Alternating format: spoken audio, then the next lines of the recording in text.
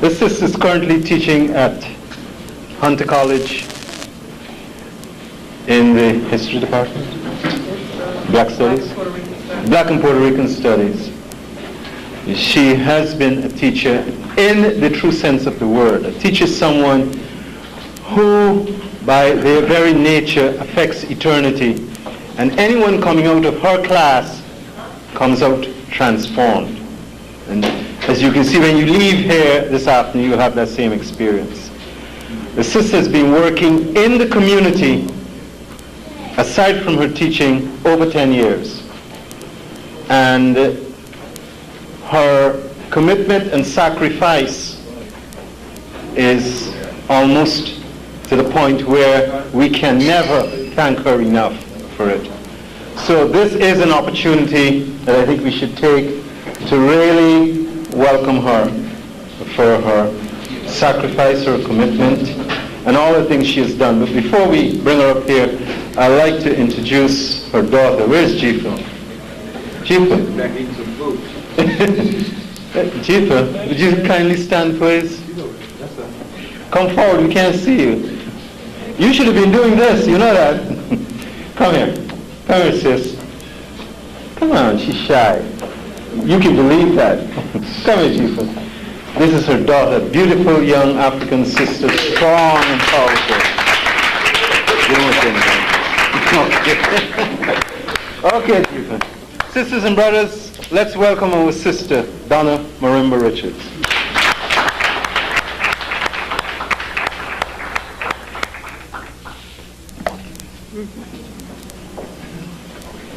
No, come.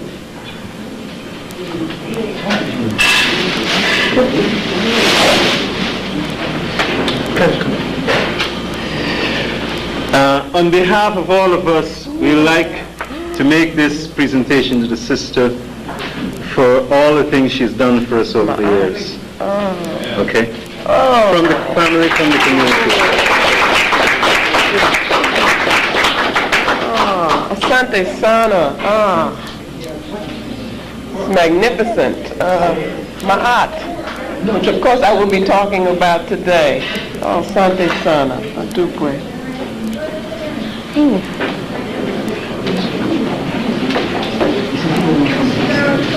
Hotep, Habarigani. Anybody know the answer to that? Jama Asante. Okay? Just get used to it. It becomes fun. Lafia. I'm very glad to be here, and I'm always glad to be here. But before we actually get started, let us stand for one moment, please.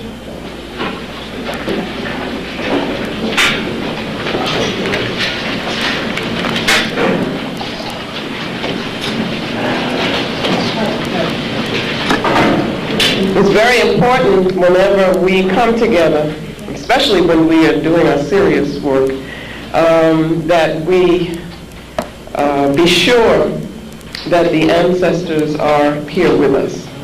So we will call them. We call upon the spirits of our ancestors, the Insamanfo, the Egun.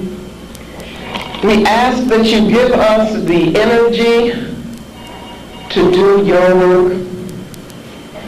We ask that what we do here today has your blessings, and that we are able to demonstrate to you that we are accountable to you, and that we will avenge your spirits. Let us speak in Ma'at today, and let us feel our oneness in African familyhood. Ashe. Asante Sana.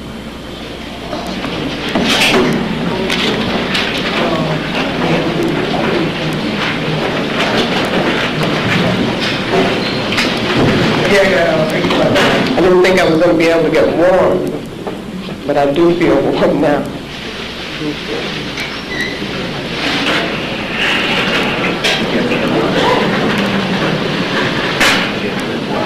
Make sure.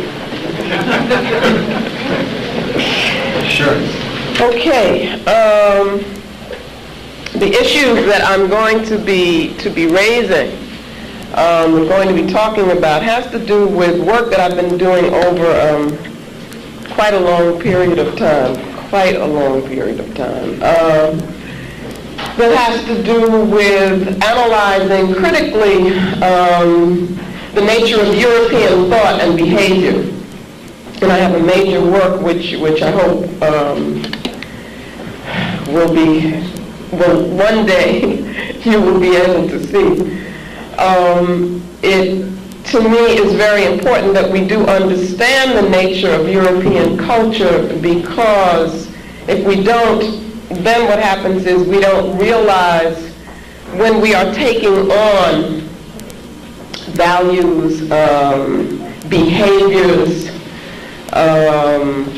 thought habits or mental habits that indeed come from, not only come from Europe, that's not the point, but which act in the service of European power and which are actually anti-African. So we must identify those so that then we can be cleansed of them. And of course, I am going to spend some time talking about African conceptions and the African worldview, so that we can use these conceptions for the purposes of reconstruction. Let me just say that Brother Inouye said that I had been working in the community for 10 years. He was referring to a particular project, an organization. I've been working in the community much, much longer than that. But there is a particular project that we have, a family that we have called the African Heritage After School Program, which meets twice a week in Harlem. And we have been meeting for 10 years, and that is kind of exciting. The things that go on with these young people, to see them thinking and thinking critically and thinking from an African-centered perspective is very exciting. And I would talk to anyone who is interested in starting a similar program. You can talk to me after we speak today. This is working. Okay, so it's very important always when we talk together, when we think, to put our thoughts, our analysis into a frame of reference. One of the problems that we have is there's so much to do. The brother who is in danger of losing his life, of actually being assassinated in Philadelphia, we have to support him. We have to support our children every day who are under threat. We live in constant threat, so what happens is that it takes away sometimes from our ability to conceptualize what it is that we see ourselves as doing. It takes away from our ability to have a plan that goes beyond next week or 2 months. We need to be thinking about where we expect to be in 5 years. We need to be thinking about a 10-year plan, and any plan has to be put into a frame of reference. What is it that we expect to see eventually? And I want to share with you just a couple of quotes from 2 brothers who I believe are doing very important work at this point of giving us clarity as to what are our objectives as Pan-Africanists, African nationalists. The first one is Nation Building, is the book by Ambakisye-Okang, who has been involved in African institution building for over 20 years, has a school in D.C. That is, a group of them have a school that has been in existence for 20 years, an African independent school, which we don't have. a camp, land in Virginia. My daughter has been going to the camp for 6 years now. This is an opportunity for our young people to actually live the kinds of things that we're talking about. So institution building is extremely important, and they do that within the framework of what is called nation building. And I want to read to you from this book, which everybody should get, every African person. I always talk about 2,000 Seasons. Absolutely, you need to read that. The Healers by Ayikwe Armah. But also now, I would add 2 more books, and one is Nation Building by Ajayi-Akoto. Let me read this. Nation building is the conscious and focused application of our people's collective resources, energies, and knowledge to the task of liberating and developing the psychic and physical space that we identify as ours. It involves the development of behaviors, values, language, institutions, and physical structures that elucidate our history and culture, concretize and protect the present, and ensure the future identity and independence of the nation. When he uses the term nation, he is referring to the African world nation. You have a building fund, you are participating in the method or the strategy of African institution building. That's what's being done, and that's what we have to do more of. The other book that everyone must read is The African Personality in America by Kobe Kambon, who came here and spoke last spring, I believe. And I just want to read one of his definitions for you and understand what I'm doing. Is there is a need for us to have clarity. When we talk about culture, we're not just, culture is political. Culture is ideological. And that's what we have to understand, and I believe that these brothers are helping us to do that. Kobe Kambon talks about that objective that we are moving towards as being the creation of the African world order. And I ask you, brothers and sisters, are you ready for power?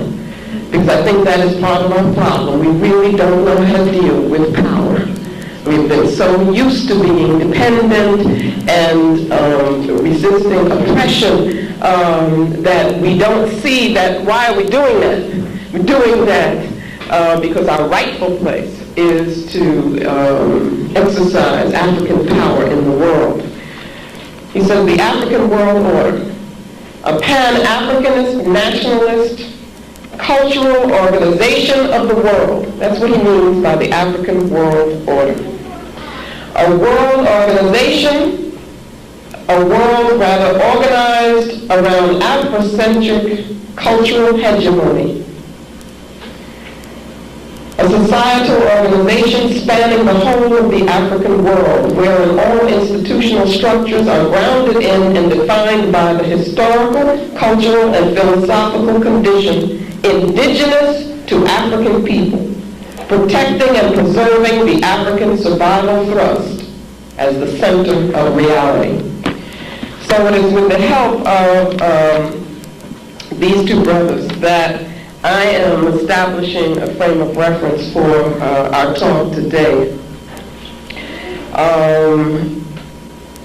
Nation building is what we need if we are to be able to experience African self-consciousness, which is a concept that Kambon has. Now, I have developed in my work some concepts to help me analyze European culture, thought, and behavior.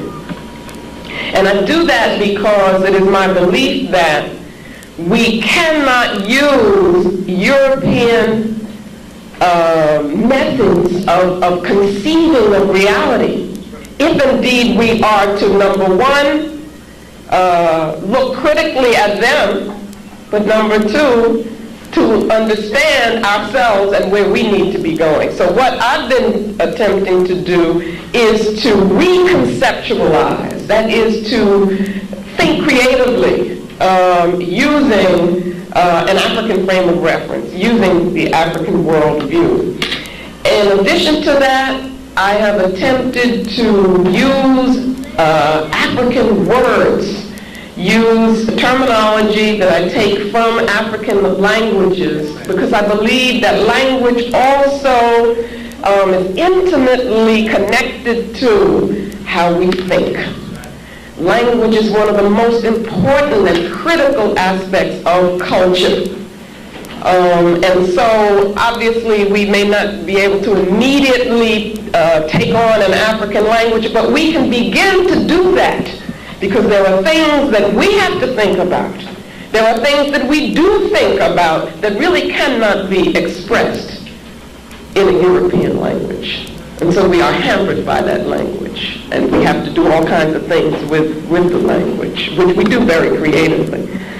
And so I just want to mention very briefly some concepts that I have developed. One thing is people are now referring to the period in which we were kidnapped, raped, taken from the homeland, and then placed into a slave order here in this part of the world. We are referring to that as the Maafa. Maafa is a Kiswahili term which means great disaster. And I just got to the point, I didn't want to be talking about the African Holocaust, as if we're, referring, there's another Holocaust, and then this is ours, and so forth. And I just wanted to get us used to using some African terms. So in Let the Circle Be Unbroken, which is a small book that I do not have with me today, I introduced the term the Maafa. So if you hear it, that's what it's referring to. And it's very easy, and we can all do that. We can do it with our children. We can get used to it, okay? Now, M-A-A-F-A. Very simple, Maafa. Another term, Asili. I use this as a concept to refer to the germinating seed of culture, of any particular culture. Asili means seed in Kiswahili. It also means origin. It also refers to the nature of a thing, to its essence. And so I use this, the concept was that if you could look at a culture and identify its asili, its seed, then you could understand how everything relates in the culture. So that asili in this sense becomes something like the DNA of a culture. That is, it's a germinating principle. It is a genetic information that once that asili is in place, it will seek to fulfill itself. And everything that the people within the culture create will be in the fulfillment, towards the fulfillment of that asili. Okay? A-S-I-L-I, asili. And I want to show you how it works. I got the opportunity in our session with the youth on Friday to use it with them to show them how they could analyze European behavior. We looked at the New York Times, and there was on the front page the reporting of Bush sending 28,000 troops into Somalia, right?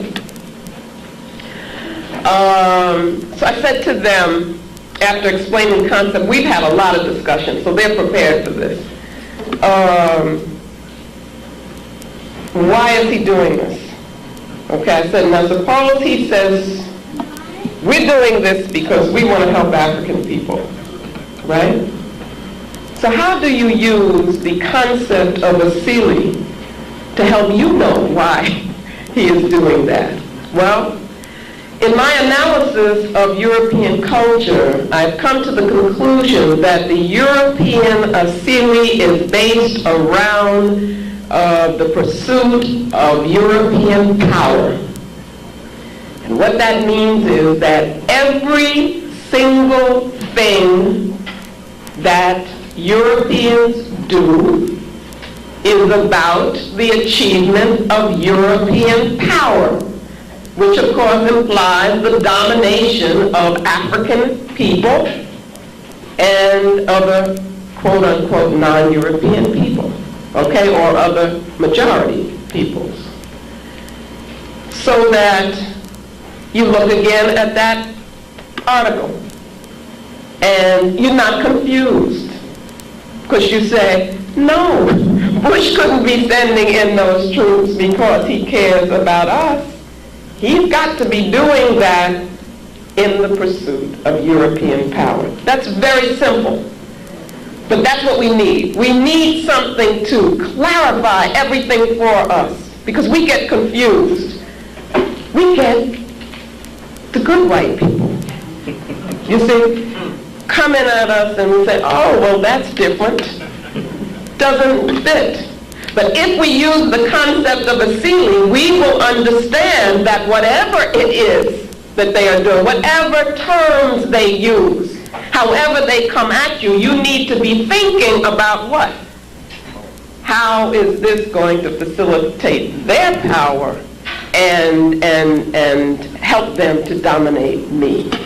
Okay, so that's how I have used the concept so that I can then look at various aspects of the culture and show how it all fits. And when I say that, I mean you can explain how their concepts of beauty fit into that. You can explain how their religion, you see, fits into the pursuit of European power.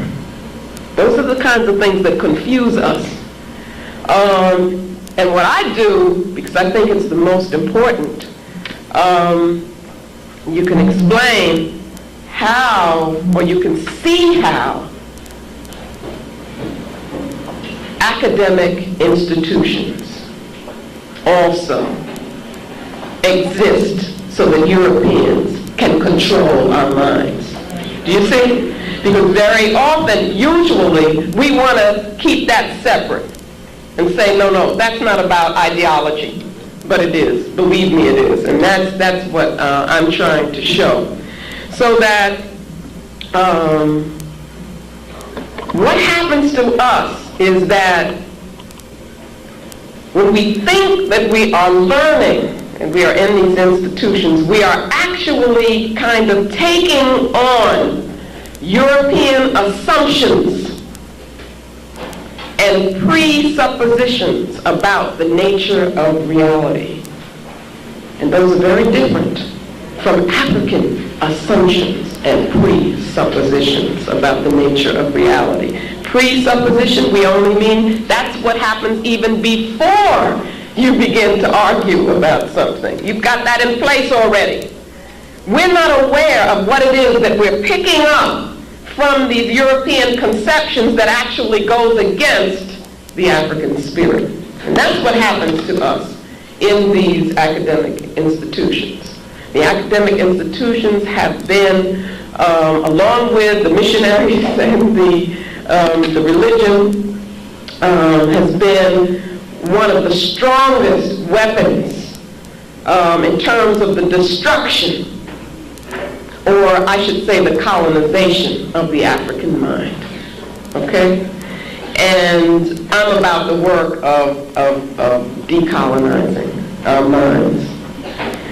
So, in order to cleanse ourselves, then we've got to know first what it is that we are cleansing ourselves of. We've got to first recognize it. So what I want to do now is to, as quickly as I can, go through some of the more salient aspects of European thought, European conception of reality. And what I'd like to happen is that as I'm speaking, you begin to think Well, is there another way to conceive of reality? Okay, because that's what I'm going to be talking about finally, is how do we as African people really relate to the universe. And it's a very different way. To begin with, let's just start. For the European mind, it is very important to make separations between things. A separation, for instance, between spirit and matter, between the mind and the body, between reason and emotion. For the European mind, actually there is no spiritual existence, and let me explain why. You have spirit and you have matter. First, they make these separations. They make them into what I call dichotomies. Those are splits. So you get oppositional pairs between these two things. Now, once they make the split, let's take the one between spirit and matter, then one becomes real for them and the other is unreal. Or one becomes good and the other is bad. One becomes superior and the other is inferior. That is how the European mind works. Why does it work that way? Because it is preparing the world for European power. Because the term that is the superior, the better, the real is supposed to have power over that one which is the opposite, okay? The example of spirit and matter is that matter is real for them. Spirit isn't. So as much as they may sometimes use the word spirit or spirituality, they don't have a clue to what African people are talking about when they talk about spirituality. And what I'm arguing today is that as we begin to take on these concepts, as we think we're becoming more educated, what we're really doing is denying our African spirituality, because then we don't want to believe in it anymore either. Okay? Obviously, male and female. That becomes a value dichotomy for them, where male represents the superior, female is the inferior, and therefore is to be dominated, controlled, oppressed, and so forth. So you see how it works. It has to work that way, because you can't have power over other unless there is an other to have power over. So that what they do is to continually make these splits, these dichotomies, to facilitate that way of thinking. Also, their thinking is very fragmented. Okay, when we get to talk about the African worldview, we will see the difference. I want you to keep these things in mind so that later we can see how they compare. Because one of the things that Kobe Cambone tells us and that we know is that the survival thrust that is inherent in African cosmology and the survival thrust that is inherent in European cosmology or the European worldview, they are opposites. They are contrasting. They are different in such a vital way that our existence here in this place is, we're constantly under threat because we're in an anti-African environment. And that's because of the nature of the European worldview. Its very nature is anti-African. Analysis. That is a method that they use for thinking. All people have to be analytical. We have to be analytical. It's very important. But for them, analysis is the splitting up of things. It is the tearing apart. And so they have to understand everything by tearing it apart. That's the only way that they can relate to things. They can never reach the highest level of thought, which is synthesis. It is when you're able to bring things together as a whole. And that's our legacy. Our ancestral legacy as African people is understanding the whole and how each part relates to it, so that the European mind cannot integrate well. It cannot synthesize. Now, another reason for that is that the way the universe works and that our ancestors understand is that it is rhythm. That it explains to us how the universe is a whole, how things relate to each other, how things are joined. Rhythm is the key. If you can find the rhythm, then you can understand how everything becomes part of everything else. For the European, they have difficulty. They can't deal with the rhythm. So what do? They have to break the rhythm. They have to slow everything down, and that's what they're doing in their form of analysis. Again, if we use their methods, then we're only working with 1/4 of our minds or of our being. We're not using that pineal gland, right? We're not using that spirituality, which really gives you an understanding of cosmic reality and universal reality. Also, what happens from this is that the European needs to separate himself from the universe. Now, I think partly we can talk about this at another time, but it may be partly because they are actually, in their very being, represent something which is not a part of the natural universe. That is, and so they experience themselves, you see, as being separate from it. But that isolation, that separation between self and other, results in what we call the ego. The ego, which becomes hardened, becomes defensive, which leads to the concept of individualism. You see, you think of yourself as just being separate, and you're separate from other selves. And in being separate from other selves, you got to compete with them. You got to fight with them. And that's what they're all about. Okay, but some of the other implications of that are, for them, a chronic loneliness, an alienation from nature, an alienation from the universe. This is not something that Africans suffered from, you see, when we are in our civilizations. We have to understand that. The concept of objectification. What that says is that in order to know anything, you must separate yourself from it. Now that's what the Greeks talked about, maybe 2,000, whatever years ago. And that has been a consistent assumption in European thought ever since. That is, that the universe can be objectified, nature can be objectified, another person can be objectified, and must be if I am to have knowledge of it. Now what I want to show you is how that relates to behavior. Because if you believe that something is an object, then you can do anything to it. You can kill your children, because you're not really joined to them, you see, spiritually. Nature you can destroy, because nature is an object. So we have to understand that how the conceptualization of reality relates to behavior and encourages a particular kind of behavior. And we've seen that behavior. So in this process also, nature becomes desacralized. It is no longer sacred. The human self, of course, is not spirit. It is despiritualized. It is disconnected. The primary reality, or the highest form of truth for them, is what they call a fact. Now you got to think about that. What is a fact? And we say, well, just give me the facts.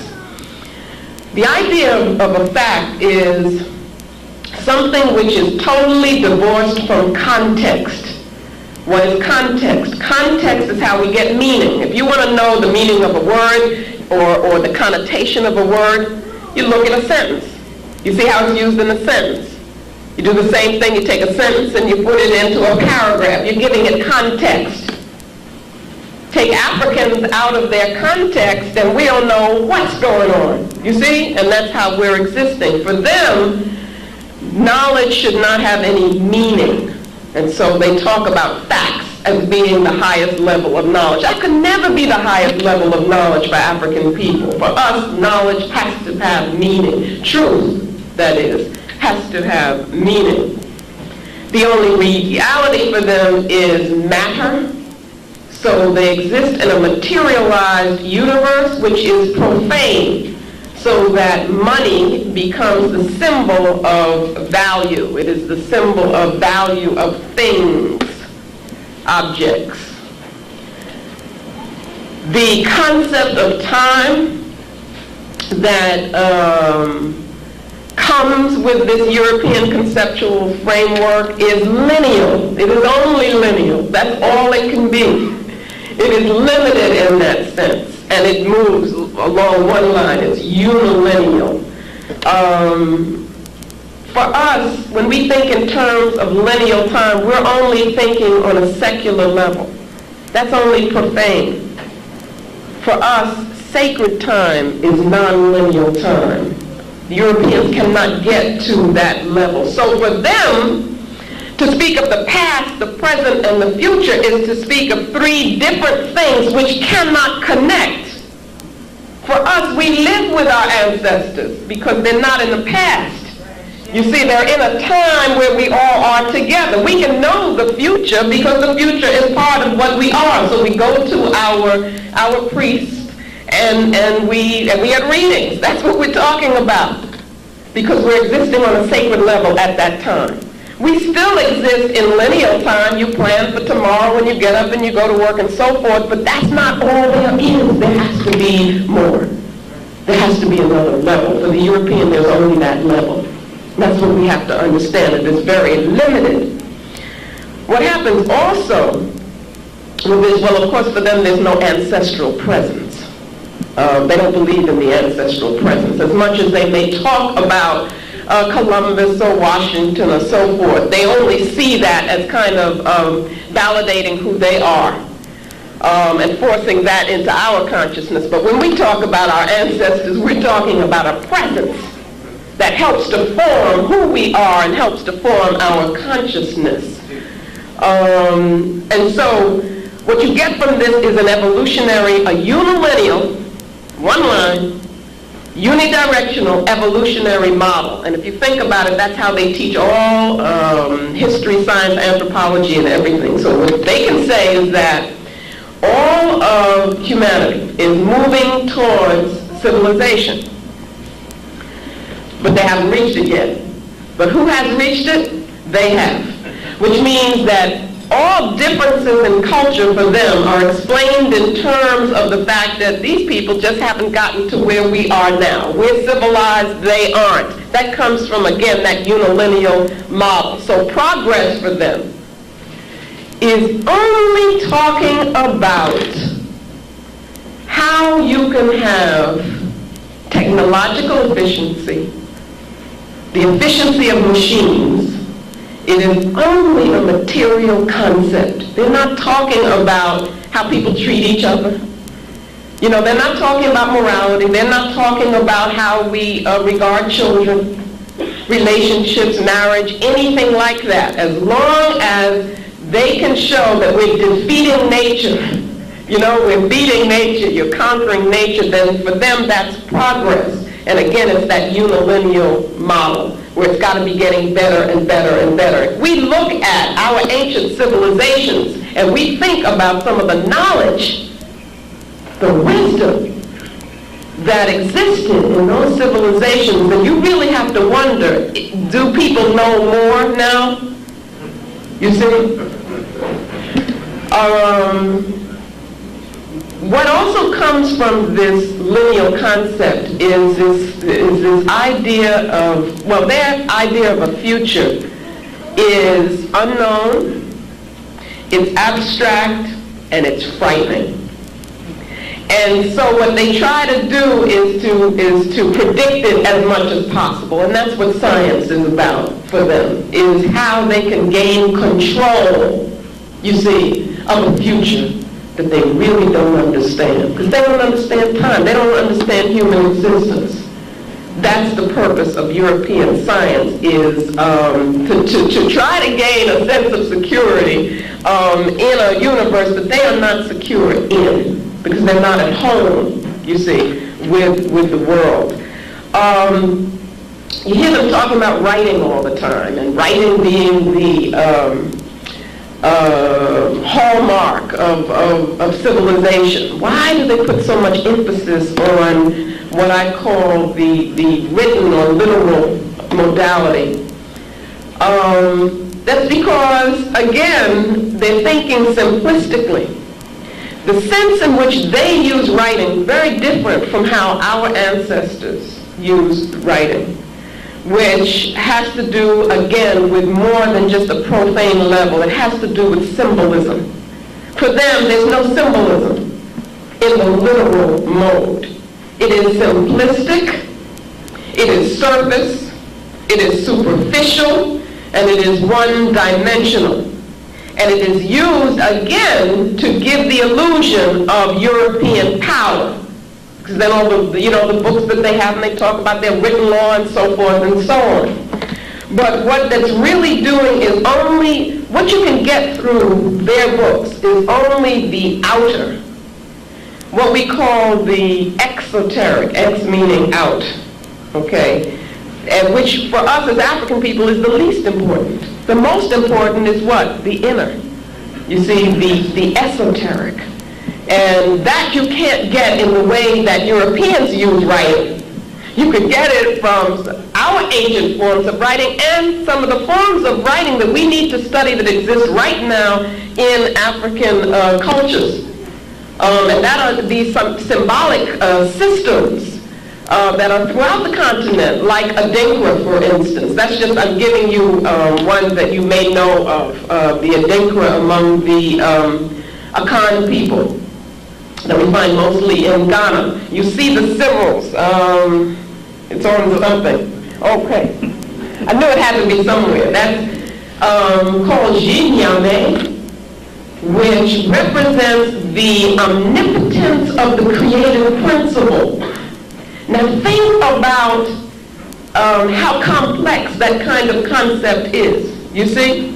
I'm just telling you one. You have the whole system of gold weights, which is so much more than material objects. They represent ideas and thoughts and feelings and the essence of things. So I would suggest anybody who's interested in studying African culture and African thought that you look at these various symbolic systems, which you find in South Africa, East Africa, all over the continent. It is this that the European does not have. You see, and you see how they can take something which is really lacking. They're lacking in things. It's a limitation, and then make it what is the essence, they say, of being civilized. Okay, and really it is what I call reductionist. Their thought is reductionist, and by that I mean it reduces everything to its most superficial level, so that their understanding can't go beyond that level. You see, if you're using these kinds of concepts, so it can never get to the level that we need, because as Africans we need spirit, we need meaning. Their logic, which you've been taught to just revere in your high school and in your college career and so forth, is what we call Aristotelian logic, is very simplistic. It is either or logic based on a law of contradiction. Something is either this or it's that. That is not how reality is. And Africans have understood that there's much more complexity in terms of how you understand things. But again, the European needed to make it very simple, you see, because that's how he could understand. But then he's going to tell us, as we talk, that we're not being logical, you see, using his concept of logic. Okay, again, the concept of progress is anti-nature. It is really concerned with the obliteration of nature. That's what they really are attempting to do. And obviously the laws, the universal laws are saying, you mess with me and you pay a price. And they still don't really understand that. And all this talk that you hear about ecology and so forth is so surface. You know, it doesn't get to the depth of understanding nature. So that relationships for them have always got to be exploitative always got to be about power or control. So that's the way you relate in human relationships, that's the way you relate to nature, that's the way you relate to your children, and they relate to you, and so forth. Okay?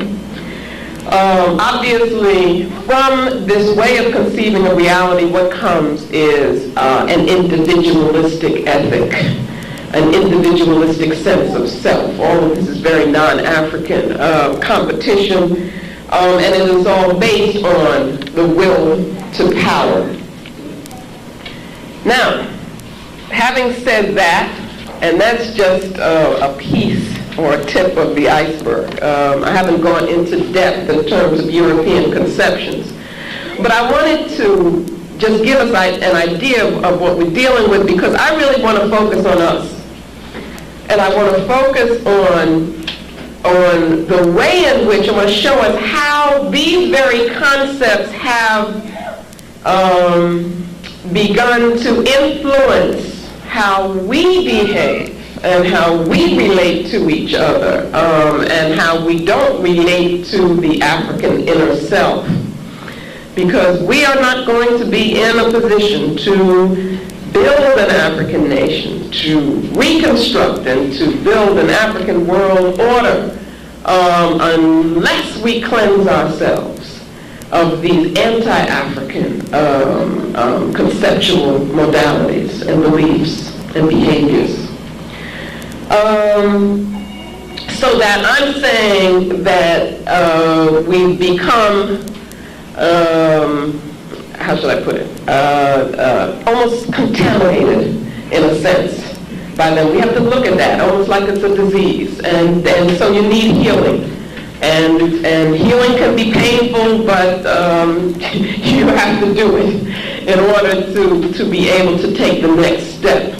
And we've got to recognize that first, you can't be healed if you're pretending you're not sick. Right. And you know, we have to be, given our history here in this part of the world, being taken from the motherland.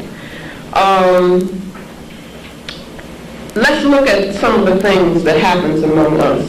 For one thing, in our organizations, we tend to accept, and really I should also talk about our conferences, I want to talk about that too, but we tend to accept that there's only one way to organize, and that is to have a hierarchical structure where you have a separation from people, and there are people at the top, and it's difficult to get information throughout the organization, and there's a lack of participation of people and so forth.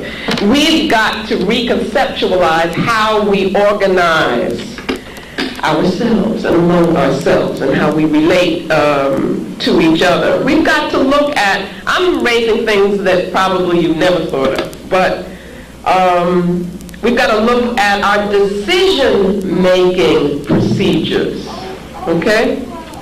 And a lot of this has come to me because of from studying, traveling, talking to people from the continent, who, by the way, are not valuing these things. They're trying very hard to get away from these things so that they can become more European. You know, they'll tell you, well, we don't do things like that anymore, when the very things that they're talking about have this immense value. So it's got to be our role to, as we come to value them, to show our brothers and sisters that they're at the source. You know, we need them to appreciate who they are and who we are. We make decisions in our organizations by voting. What are you doing when you do that? You see, you're dealing with individuals and you're saying, well, how many individuals feel this way? Then you get a majority, and then you say, well, because the majority of those individuals here feel this way now, then everybody has to do what they say. Believe it or not, this is not the way decisions were usually made, you know, in African civilization. The concept of consensus is what was used and what is used in some still. What does consensus do? It says that if we are a community, if we conjoin spiritually, then we can come to a conclusion which represents who we are as a group and what we're thinking as a collective. You see? That's very, very different. It makes you feel differently about the decision that is reached. I think it's brilliant on the one hand because it reflects a feeling about human interaction. It reflects the importance of the collective. But on the other hand, we see voting as being very efficient. It's quick. Just put up your hand, who feels this, and so forth. Because what's the objective? The objective is get out of there as fast as you can. Whereas in the African community, the objective is to feel the oneness of the group and not to disrupt that. You don't care what decision. It's not the decision that's so important. It's that the group remains a group and thinks of itself as a collective. And you have people walking around and saying, oh no, that's not what I wanted to do. You see? These are some of the things that we have to think about. We have found ourselves becoming, no, let me not say more and more. Let's say, hope we're moving away from it. But involved in, embroiled in egotistical leadership. And I'm submitting that this is because of how we have begun to conceive of who we are. Not only as a people, but as persons. And because, this is deep now, we're running away from the development of the self, the concept of the self, which is so deep in African thought. Then what we end up with is this ego, which becomes very defensive, which sees any kind of criticism, any kind of questioning. All you got to do is question. And suddenly the person's saying, oh, you don't like me. You know, what are you trying to do to me? And then the other one is saying something else and so forth. And so what you get is this clash of egos. Okay, or you get, instead of movements which represent the spirit of the people, you get actions which are really just about what a particular ego needs at that particular time to feed on itself.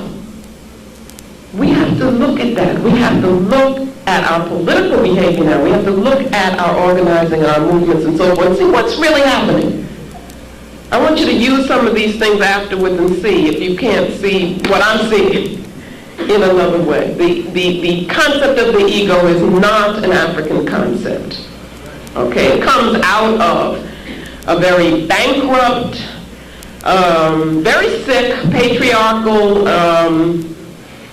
theory of human psychological development. Comes from Freud. And people all around Freud, before Freud, very, very sick.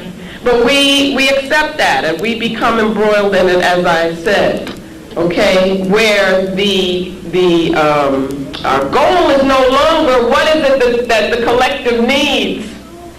And I'm here working for the collective is rather how popular can I look? You know, what's my image? How can I get a large audience to praise me? How can I use the media? How many shows can I get on? You see, and then we find ourselves relating to that. When we see that, oh, that's a leader. No, what we've got to be about has got to be something with much more depth. We also have become involved in controlling relationships with each other, exploitative relationships with each other. These are things that we have got to start looking at. Because we're not talking about taking power and then being or trying to be European. That would be crazy. We're talking about returning to our centers, which is African.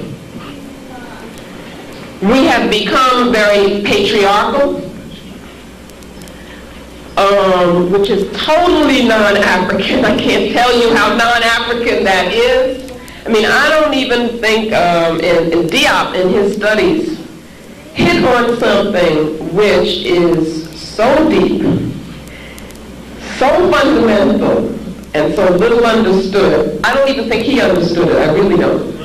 But he touched on it, so we should take it from there and then really study it and understand it. And that's when he talked about the matriarchal nature of the Southern cradle or of African civilization as opposed to the patriarchal nature of Europe.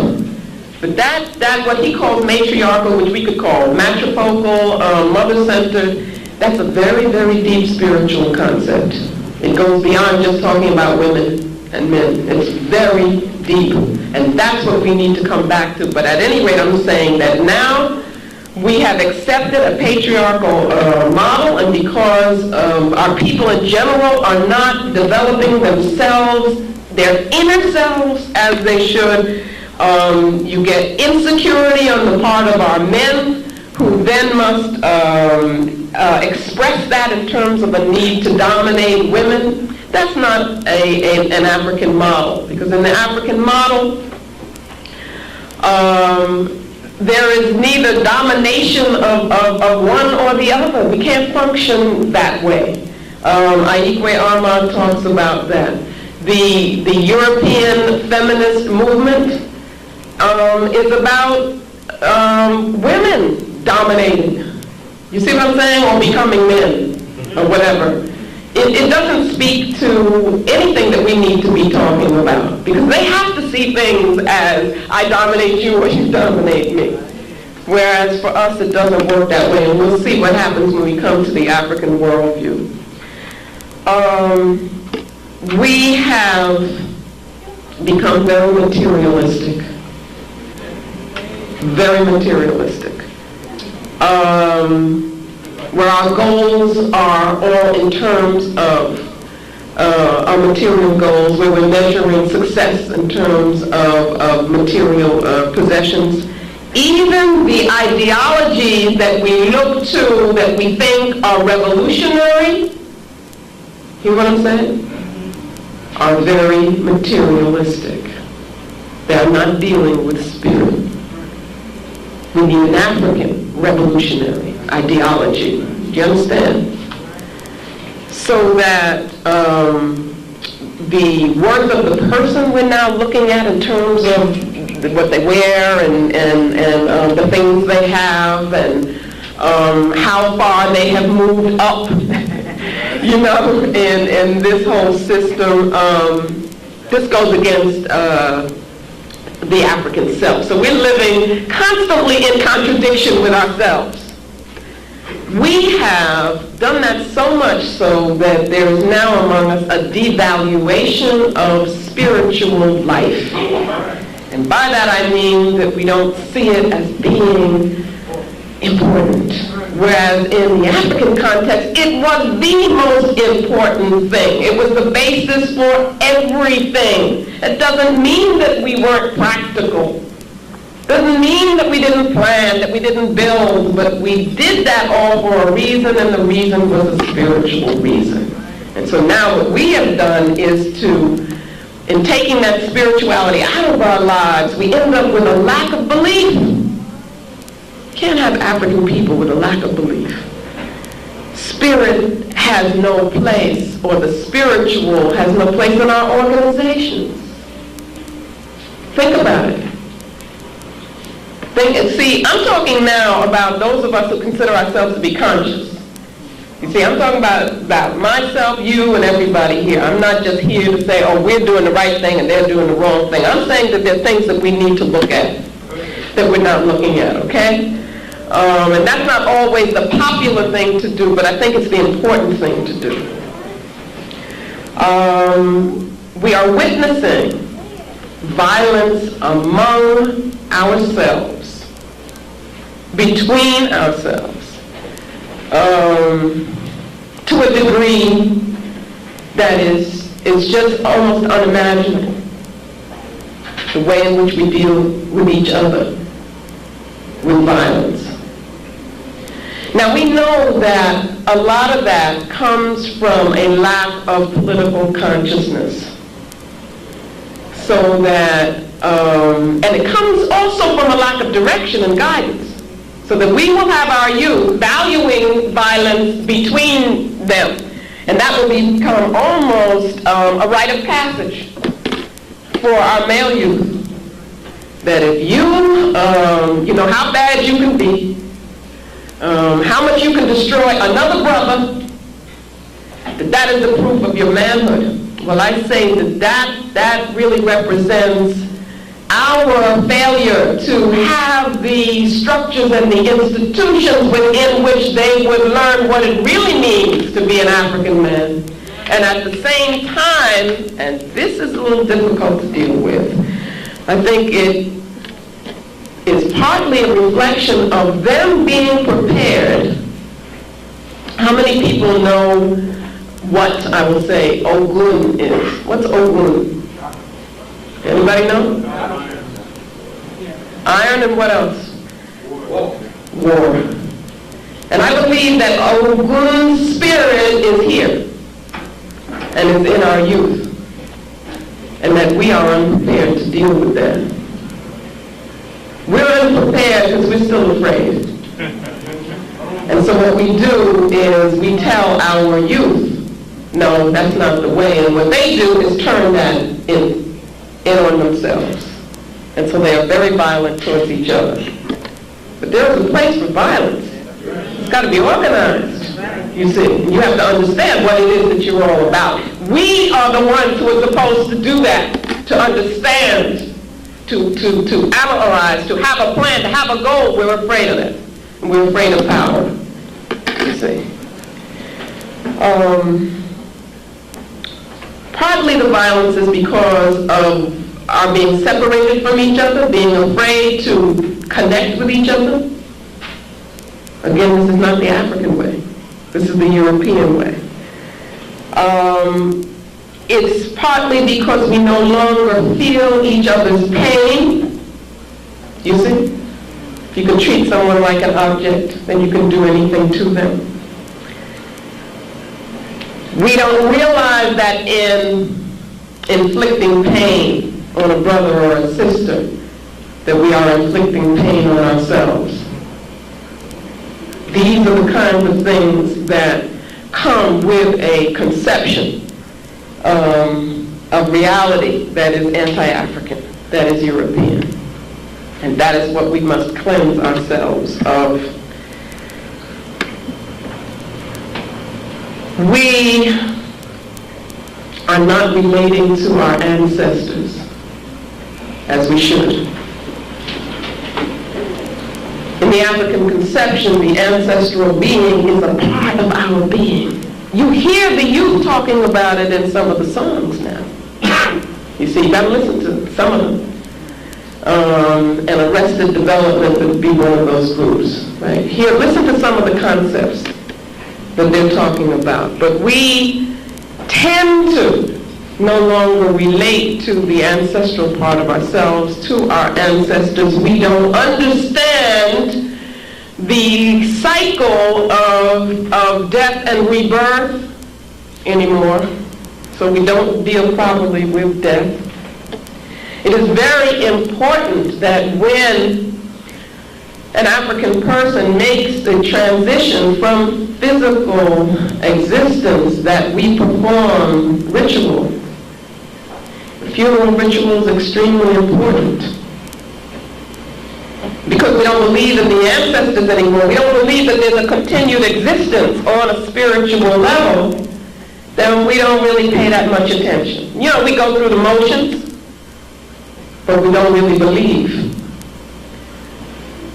If you understand African conceptions, if you understand African conceptions of personal development, of spiritual development and responsibility to the group and so forth, then you have to think, what does it mean if so many of our youth are being killed, assassinated? That is, before they have had an opportunity to go through what is for an African the natural life cycle. fulfill yourself through marriage and having children, and then becoming an elder. If they're cut off at an early point in that development, what happens to them spiritually when they die? Think about it. That's right. So that there are rituals which we must perform for all of those spirits which are not at rest, which are not fixed, you see, so that they can be positive spiritual forces for us, as opposed to continually causing the violence between us, the confusion, and so forth. Now, these are concepts which, if you do not have belief in spirit, they won't sound like anything to you. Sound kind of crazy. But all African people have always believed in the continuity of spirit and in the cycle of death and rebirth.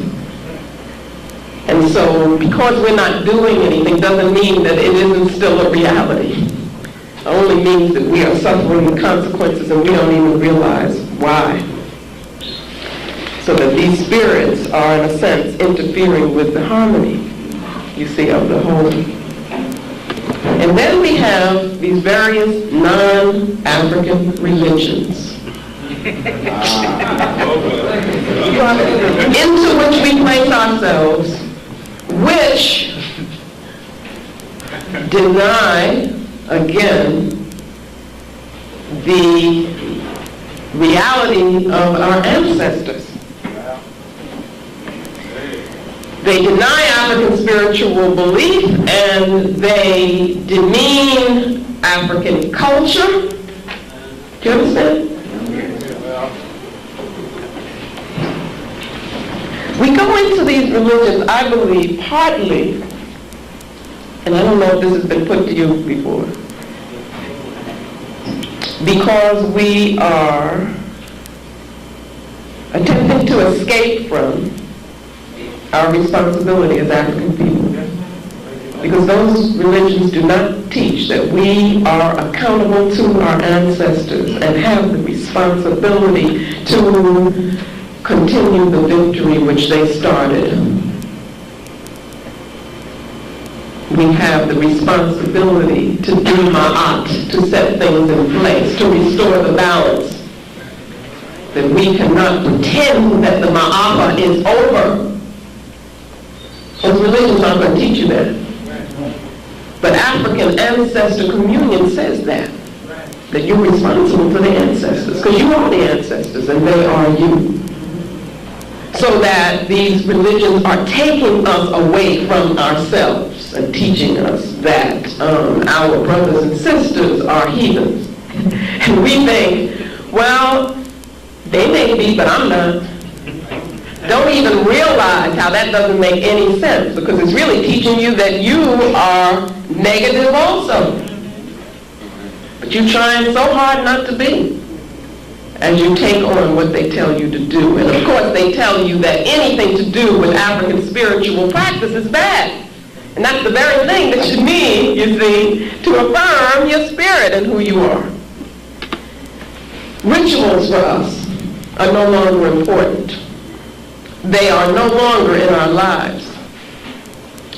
Ritual drama is not used among us. Ritual drama has to do with the participation of everybody. You see this audience here, I'm hearing something from you and that makes me happy. I don't want to just see passivity, because that's not the African way. But we get used to, we say we go into the theater. So you're going to see something which is based on a Greek model, right? An Aryan model, where you're not supposed to move, and then only the people up there on the stage are supposed to do anything, and that's the same way you're thinking about with your music. You know what I mean? You want to go to a symphony, performance of European music where you better not make a sound. That's not us. And so we can't have our spirit affirmed and energized in that kind of context. We got to begin looking at that. But that's what we want to take on all those kinds of behaviors and feel that we're being more superior when we do that. Learning for us now has become focused only in institutions which we usually do not control. That is, in European academic institutions. So we feel okay because we're sending our child to school and say that they are learning. They're getting an education. They'll be secure. That's all they need. That isn't an African concept of learning. African concept of learning is holistic and total. And we're just giving up our responsibility. Our concept of learning is not academic. Academic means by definition that it is divorced from life.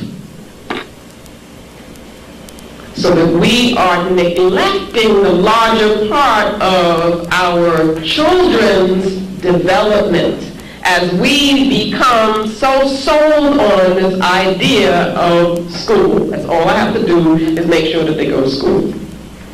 Most of the times we don't even know what's being said to them in those classrooms. But of course, we should know that they're being taught European culture in those classrooms. And what did we say that European culture implied because of the nature of the European assembly?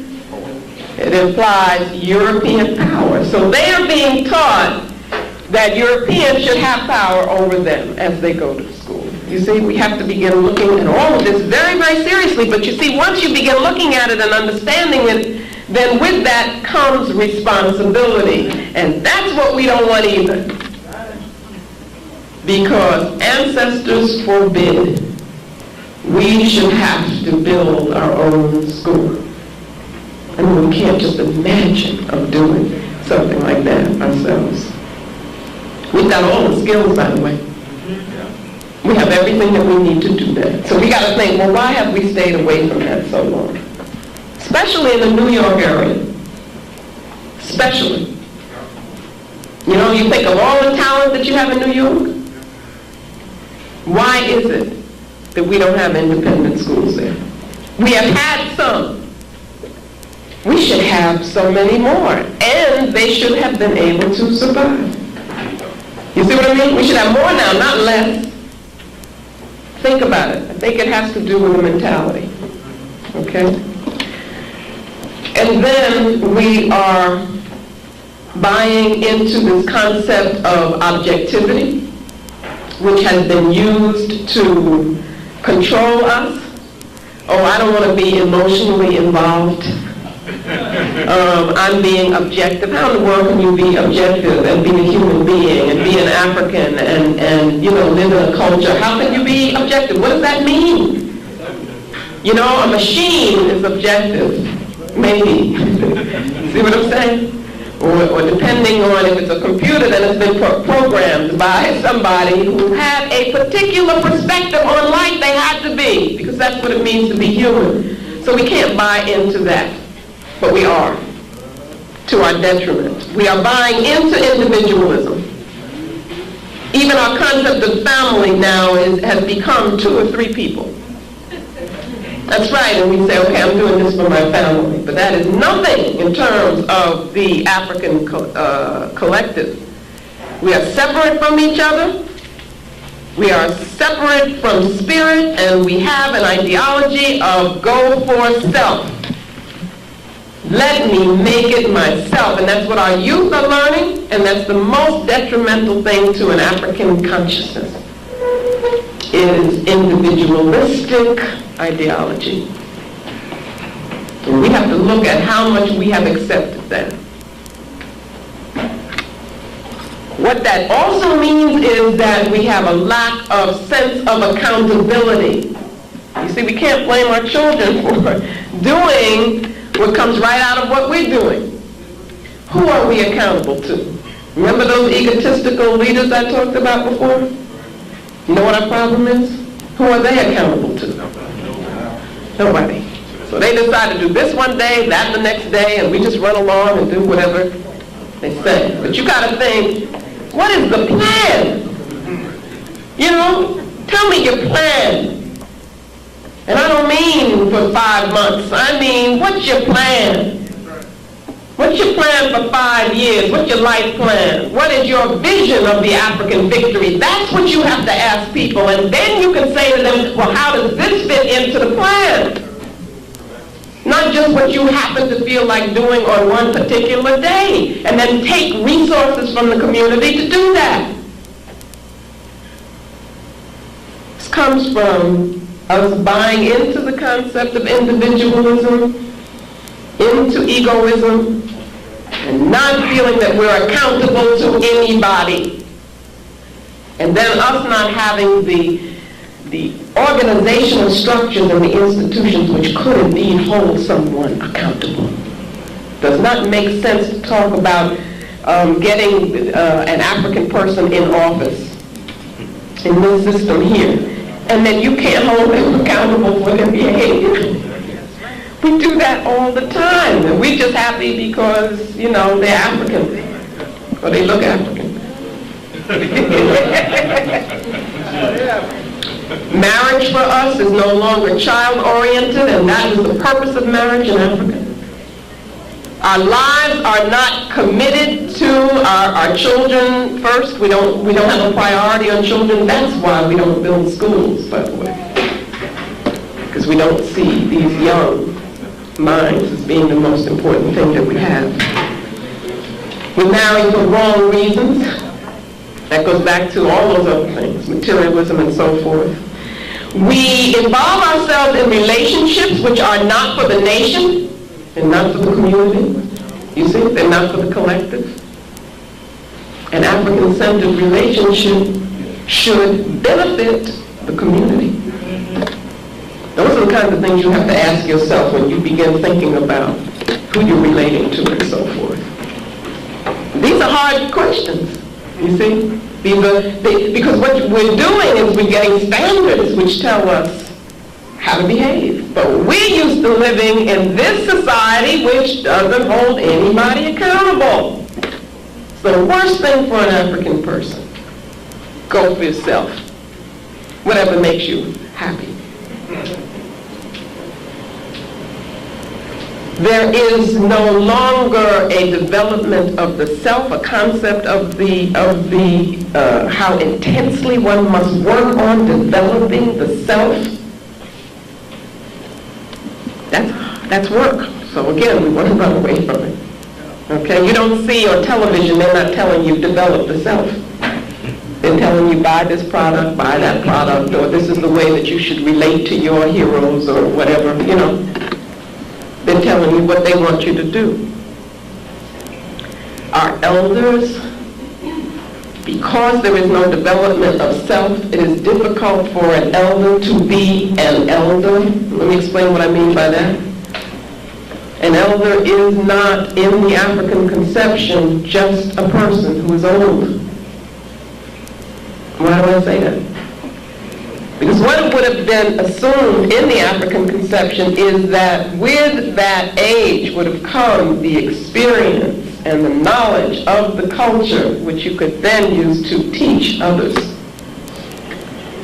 Now, it's just a matter of getting old. You see, we don't understand the role of an elder.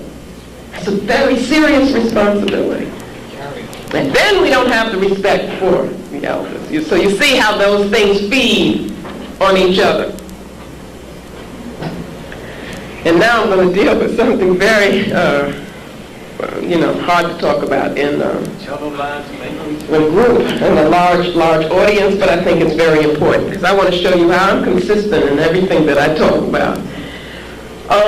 And I'm doing this because of how much I love African people, and I believe that it's urgent. Brother said earlier, it's urgent. This is urgent. The time is now. We no longer have a spiritual concept of sexuality. Yes, ma'am. Get on. Come on. We see people as sex objects, and therefore they're no longer human. It's not an African concept.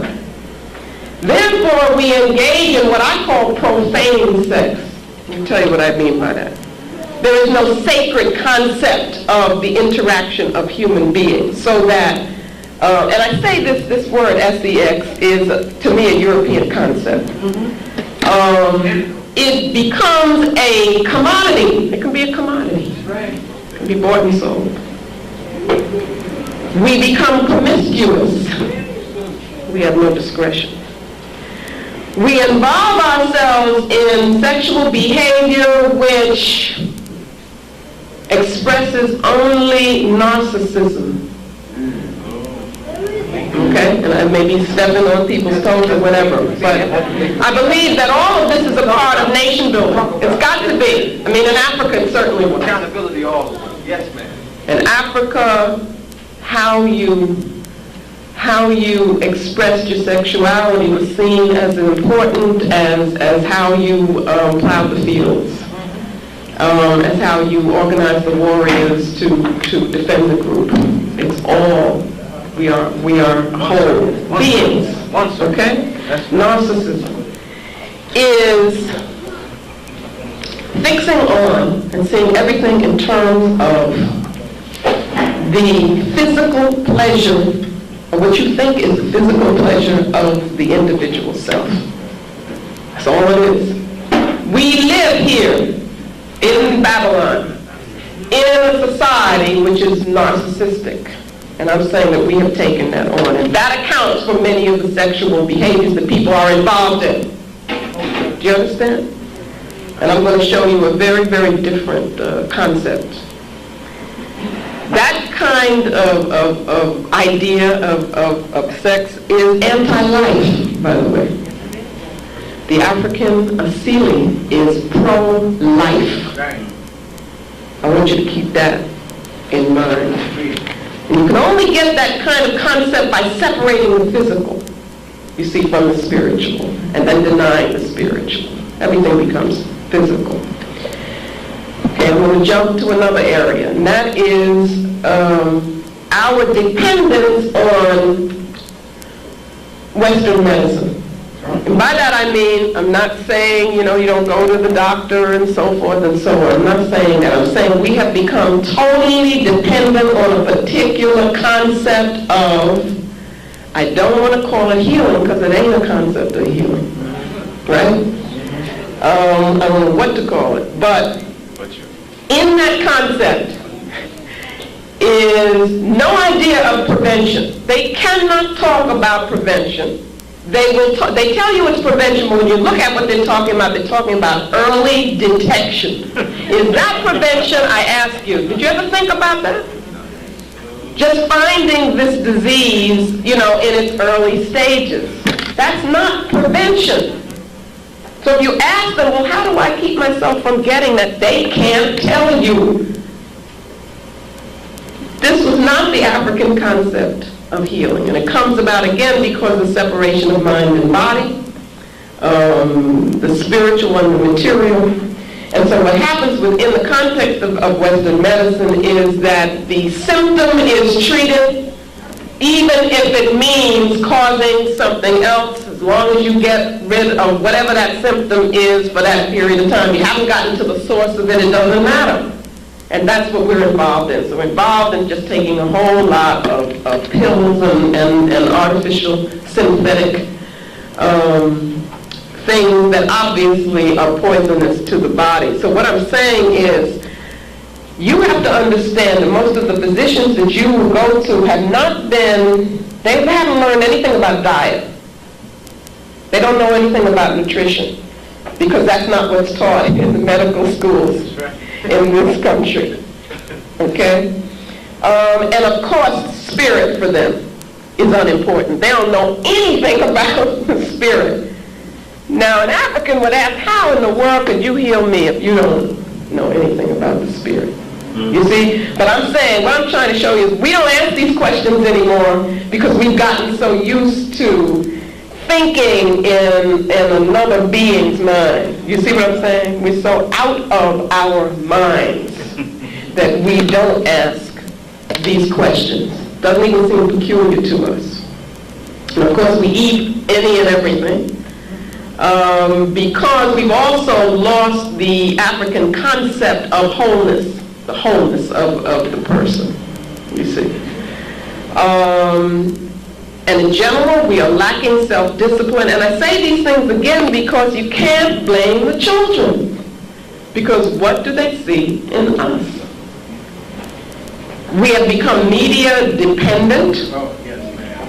Yes. We allow ourselves to be attached to the media. Right. And that media then, you turn on that TV. Simple little app. Or you push the button there, right? Your psyche is then attacked by what you see on the TV. And we don't look at that at all. We don't monitor that at all. Whatever they show, that's what we see. Those things are affecting us. Those images are affecting us. You say, well, I'm conscious, so it doesn't affect me. That's not true. It means you don't understand the depth of what happens in terms of energy, of vibration, and so forth. Okay? All of these things we need to look at. So that that is what I wanted to give as a little picture of how I see us being affected, contaminated by the European worldview, European conceptions, how they are acting on us. And so you say, well, what do we do? What can we do? There's no reason to feel defeated at all because we have an ancestral legacy. There is the African worldview. There is a whole system of thought that has embodies a profound concept and understanding of the universe, which our ancestors know, built civilizations on.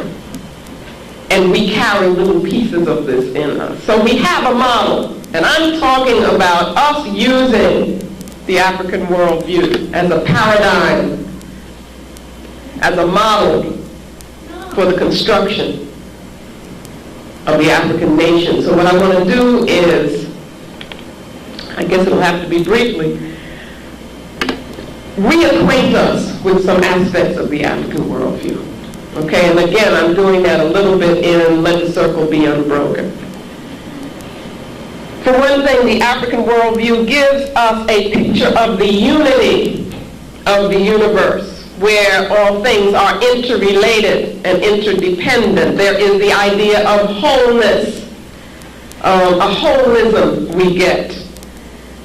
Also, participation in that universe in a very real way is what happens by virtue of being African and understanding this view.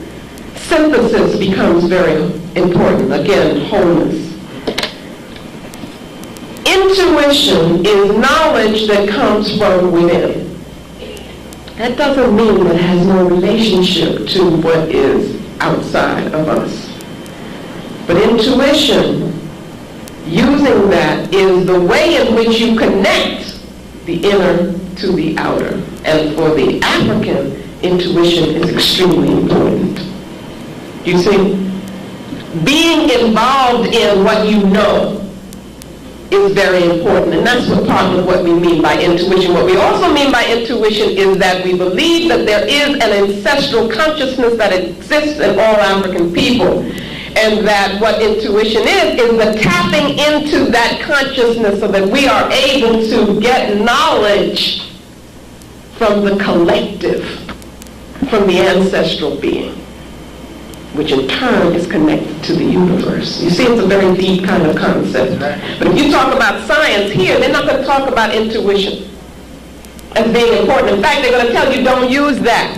Cut your feelings away. And that's what you're learning in the classroom, is get rid of your feelings, your emotions. African's not going to tell you that. You better use that. You see, if you don't know anything, you better use what's in here. Learn how to hear it and how to be in tune with it. Our conception of the universe is as of energy and forces interacting with each other, and that we need to understand how those energies and how those forces interact so that we can use them to live a better life, to be a stronger person, to build a stronger community. So that spiritual life and practice for African people, which is much more than what you call religion, spiritual life involves relating to the forces of nature, the forces of the universe, okay? And learning how to open yourself up to those energies. And learning also how to practice the very important principle of the African worldview, reciprocity. How that practice helps keep things in balance, so that much of what we do, and you're told these heathen rituals and so forth, is us involving ourselves in a process which is reciprocal with the energies, the Orisha, the Vodun, which can empower us. Now, if we are getting energy from them, we must give energy back, because the African being is very powerful. We're not passive, we participate, we're involved. And that's what we're doing when we give offering.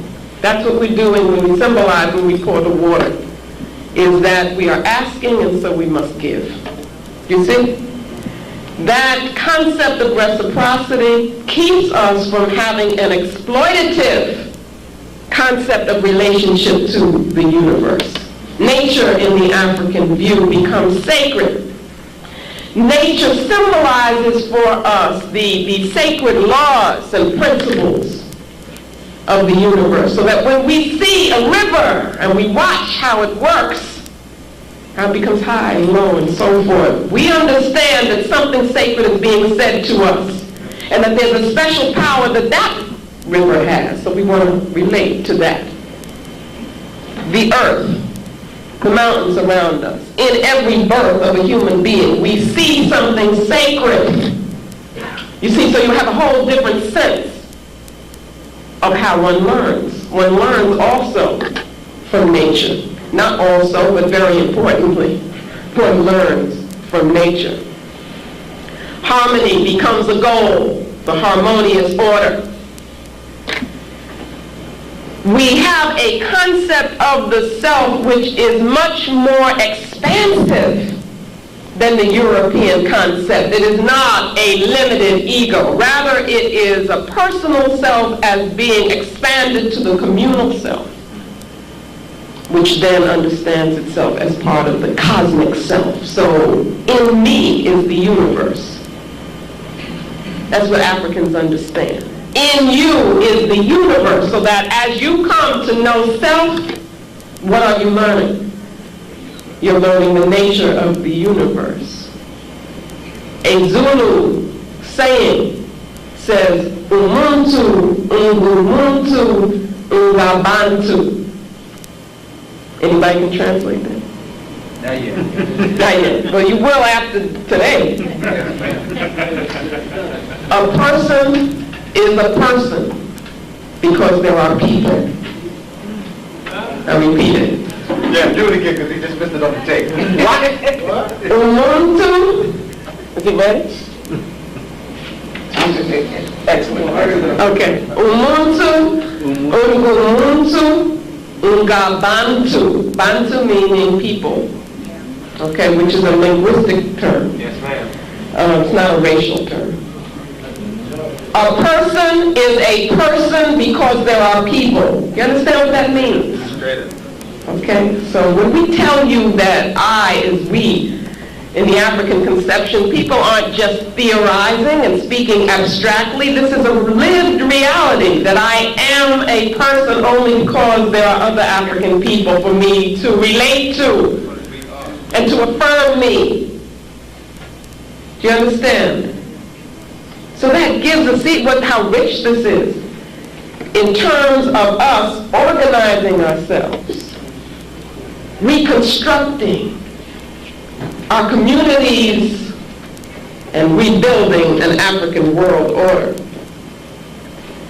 Human life in the African conception, that is the life of a human being, is a spiritual journey. We have to understand that. We can't avoid that spiritual journey. That's something you got to be involved in because you were born African. It is a process of continual spiritual development. And with that process, as you learn more, then you have a responsibility to teach those who do not know, that is, those who are younger than you. And the culture is organized in such a way that it's guaranteed that you are involved in this learning process. That's what African civilization is all about. They don't take chances with things and say, well, I just hope she turns out right. At every juncture of your life, there are processes that you are going through that are telling you what is the correct way to behave. It's giving you the consciousness of the group, is making it incumbent upon you to defend the group, you see, and to perpetuate the culture. That's what you're learning.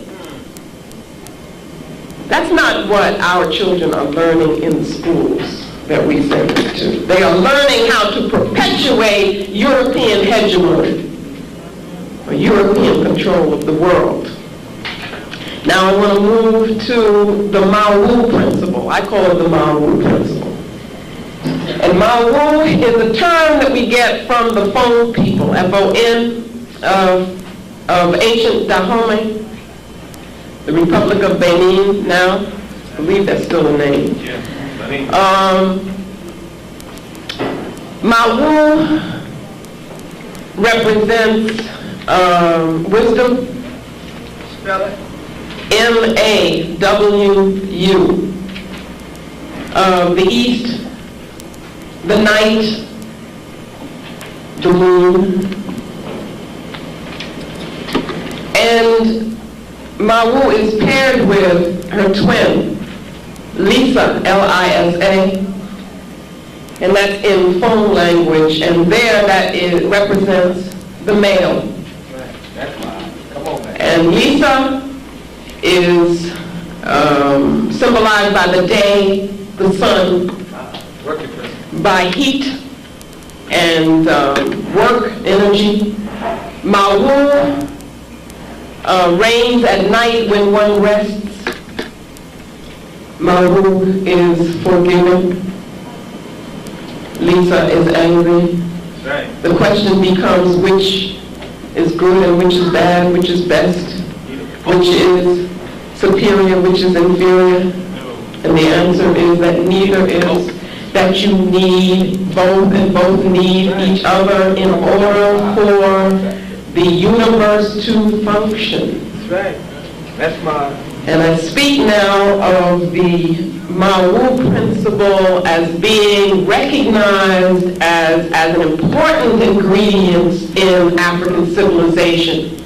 We cannot live in denial of that principle.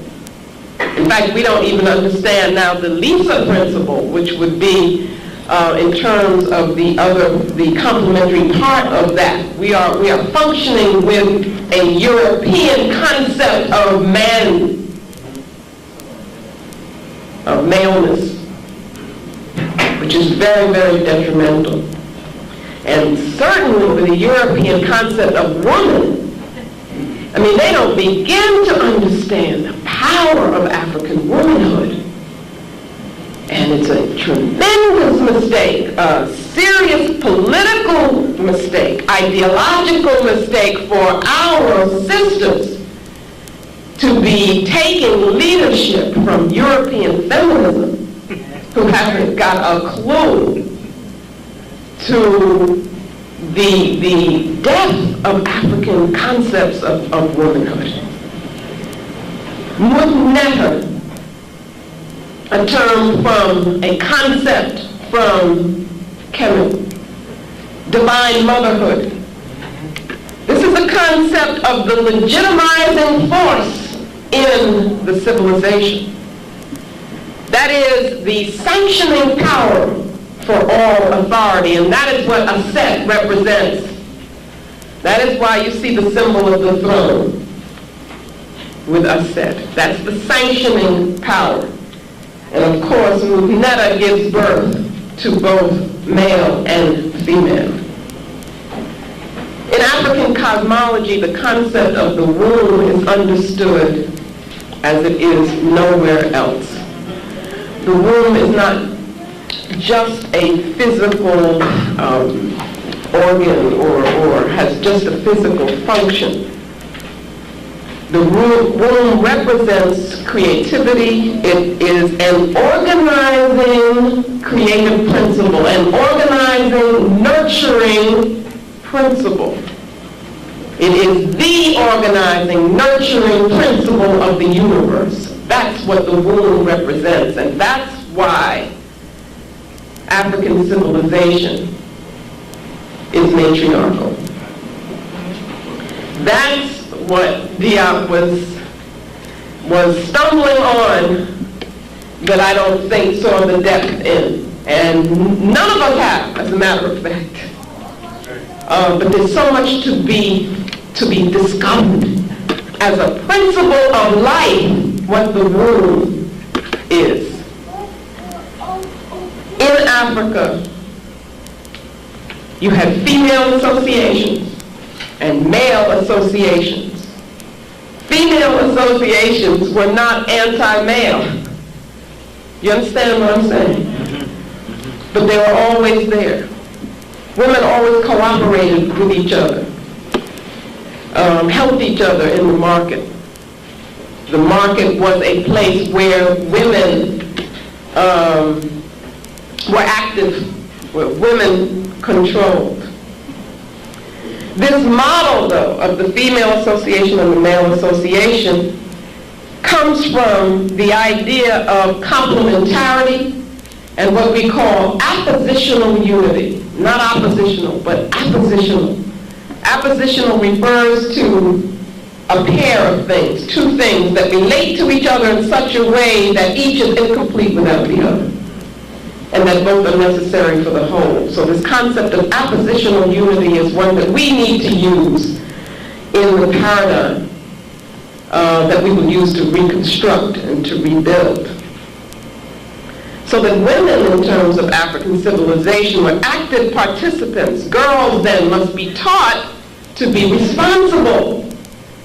They're taught to be mothers. They're taught to be warriors. They're taught to make decisions. And they are taught to teach. That's a very important point. Young girls are taught to teach because the mother is understood to be the teacher of the young. You've got to think about how powerful this model becomes once we realize it, once we cleanse ourselves of European concepts. Men, of course, are taught to respect women. Men also, in African society, value children. And everybody in the community focuses on the children. Okay, that's something that we have moved away from at our detriment, to our detriment. So the children become central to the entire social organization. The role of the elders is essential. These are those who have already gone through those various processes. And so they are the ultimate teachers and custodians of the wisdom and must pass it on. And then we have Ma'at. Ma'at, as we know, represents truth, justice, righteousness. It also represents the harmonious order of the universe. It also represents the harmonious order within the person who is to be in tune with the universe.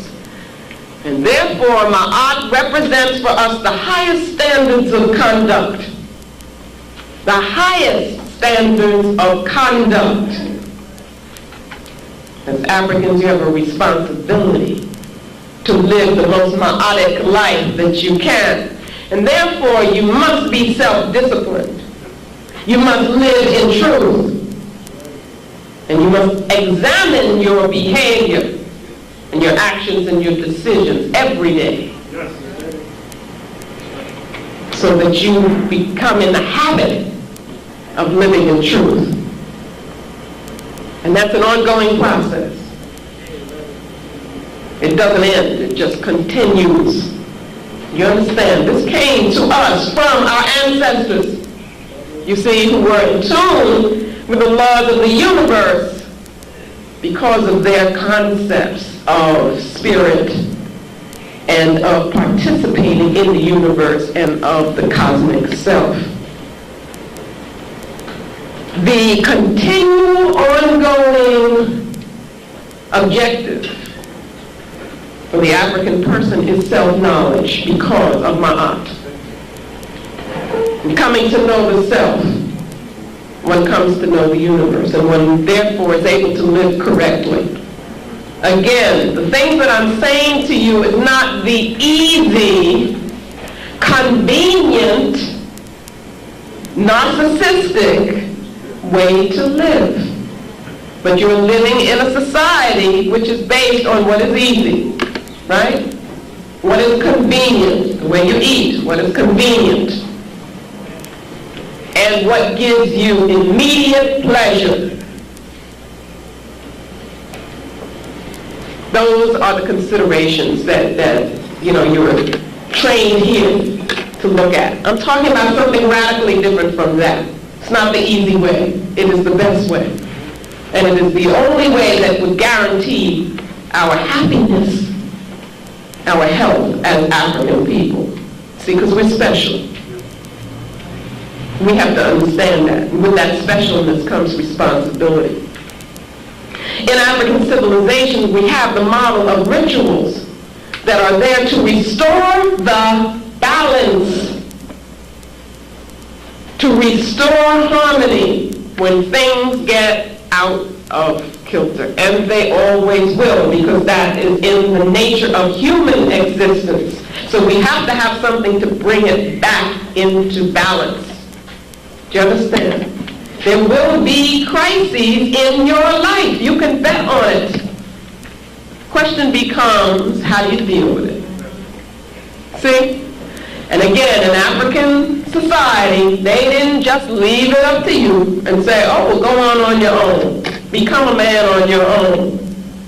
Make that decision on your own. Deal with that passing of a loved one on your own. They didn't do that. They had mechanisms which helped you, as the community helped you, to restore the balance by understanding what was happening. And that's what the rituals were. Not some weird occult thing, but they are ways in which African society continually reorders itself and helps the person to understand and put in the proper context what is happening to her or to him. That's what rituals are for. There are rituals to resolve conflict. You see, and that's one of our biggest problems right now. All these egos coming into conflict with each other, and there is no mechanism to resolve those conflicts, and there's nobody to hold them accountable and say, no, you can't do this. You're just disrupting the community, and you're just doing this for yourself. But in African civilization, there were rituals to resolve conflicts. Why? Because they did not want the community to be disrupted. Our ancestors were brilliant. They anticipated all of these things. There were rituals for cleansing, because periodically we need to be cleansed. And that's what we've got to be involved in. We really need that. We need to be creating rituals which will help us to cleanse ourselves. Just like your body needs to be cleansed, and you talk about fasting and so forth, which is very important, then you got to understand that also the spirit needs that. The mind needs that. We need that as a community. We need to come together periodically and cleanse ourselves. of all those petty things that we think are differences between us, and of all those things that we have taken on from the European without even realizing it, that are getting in the way of us relating to each other. So we need cleansing, healing, rituals. In African civilization, we have concepts of sacred time that go beyond lineal time.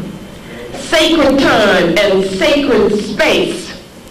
We have an African term, Hantu, which means sacred time and sacred space.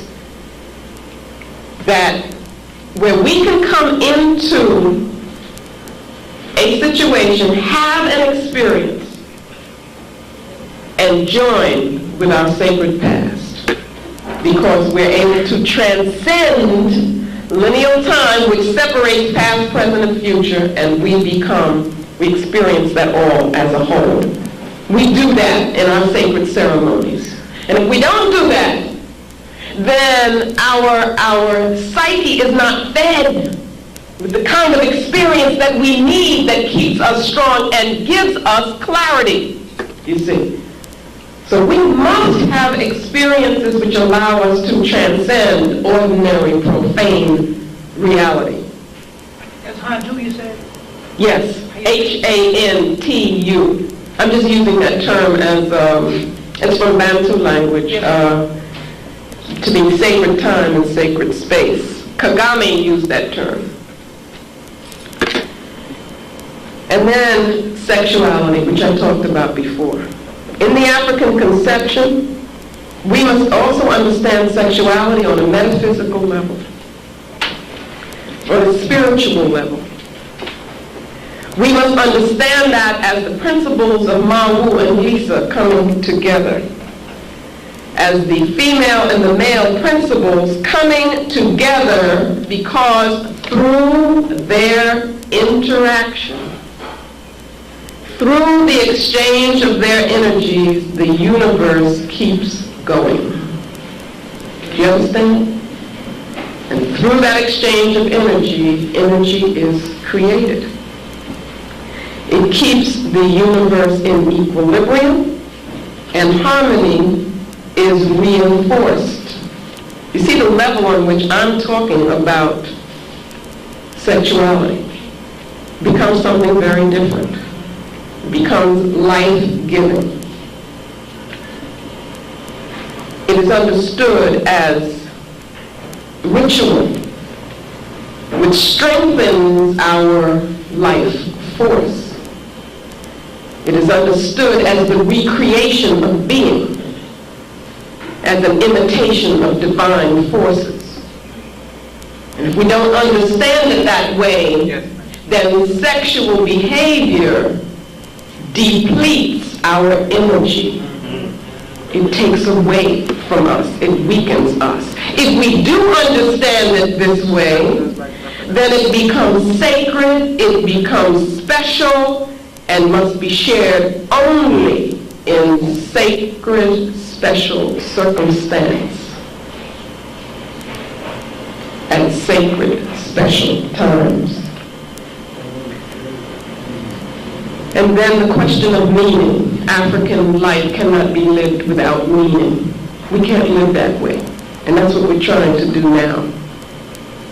And what Cambone calls African self-extension orientation, or the African Asili, what I call the African Asili, must have meaning for existence. There must be meaning in life. We must connect always with the whole, okay, with the one.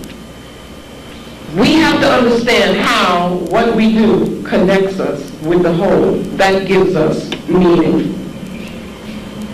The context for us becomes the most important thing. The context becomes most important. It is context that gives you meaning. Nature for us shows us the sacred meanings of the cosmos. We live close to nature. So we have to understand what it means for us to be living only in concrete structures that separate us from the environment. We have to understand what that does to the African being. To live where you don't see the sky. To live where you don't touch the earth. Where you don't have trees around you. We begin thinking a tree is a trivial thing. It isn't. Changes your whole being when you are close to these things in terms of breathing, oxygen, all kinds of things. I'm saying this to say that as we plan, because remember we're planning for the African future, then we've got to also think about where we're going to be, what it's going to look like. We have to create our environment. We have to create that environment that is best for African people, and clearly this is not the best environment for African people. So that we understand ourselves as natural beings, we learn by observing nature, we also are able to feel the natural cycles within us, which can only happen as we feel ourselves to be a part of nature. Then you begin listening, you can listen to your heartbeat, you see, and that means something to you. How else can we explain that the Dogon people were able to plot the movement of a star that cannot be seen by the naked eye? Nobody's been able to explain that. They've come up with all kinds of ridiculous explanations, but what bothers them most, that is the Europeans, is how could they do this without us? How could they do this without our system of thinking, which denies totally spirituality? And I'm saying you can only explain it by understanding a spiritual worldview, by understanding the African worldview. Symbolism is extremely important in African thought, in African life. And here I just want to touch on a few things. What we call African art, we're talking about colors. We're talking about, when we talk about music, we talk about dance, what are we talking about? It's energy, vibrations. These are forces that affect us. Remember before I was talking about that attack on the psyche. In African civilization, our ancestors understood very well the power of symbols, the power of imagery, the power of creating something with various materials. That's why the masks were so powerful, because they would be used to make something happen. And we have to understand that. You wear an African print, it not only means something, but it also has power. The various patterns make rhythms, and rhythm is the key to the universe for the African mind, for the African being. Patterns are rhythms. The alternation of colors is rhythm. It's no accident that we all got rhythm. It's because we understand the nature of the universe.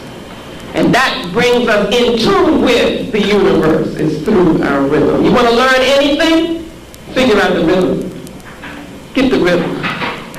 And you can learn anything. And by that I mean also the pattern. This pattern is rhythm.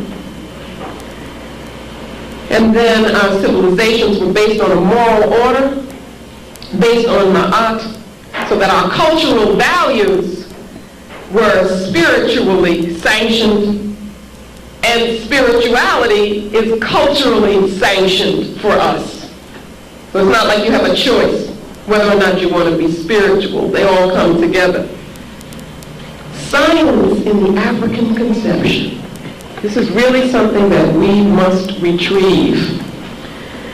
Science is the organization of knowledge,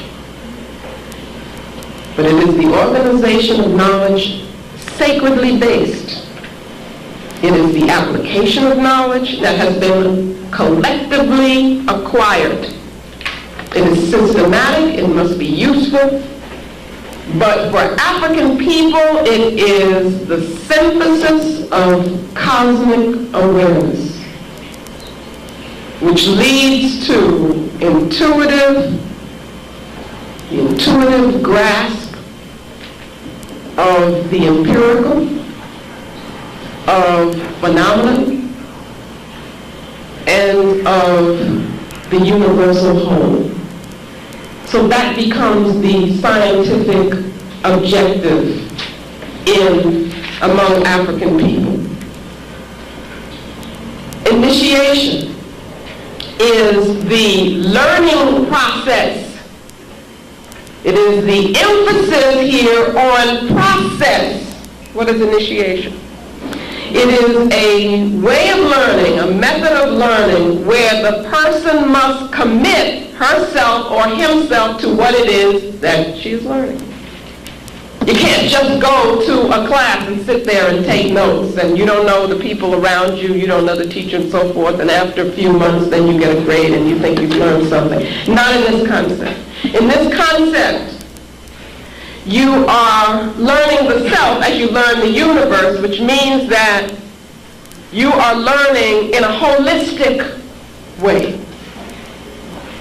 That you, through your commitment, through this process of initiation, you are internalizing the knowledge that you are getting. That's when that information becomes knowledge. It's through that internalization. And that's why you hear about initiation processes and stages in African civilization, because it's the process that is important. It's the way in which you are learning that affects you deeply. Not just something off the top of your head. In the European conception, you can have a person who goes through all of their schools, reaches their highest levels, becomes a quote-unquote scientist, and then is a moral idiot. Do you understand? Because all of those other things that we take for granted were not being taught in that process.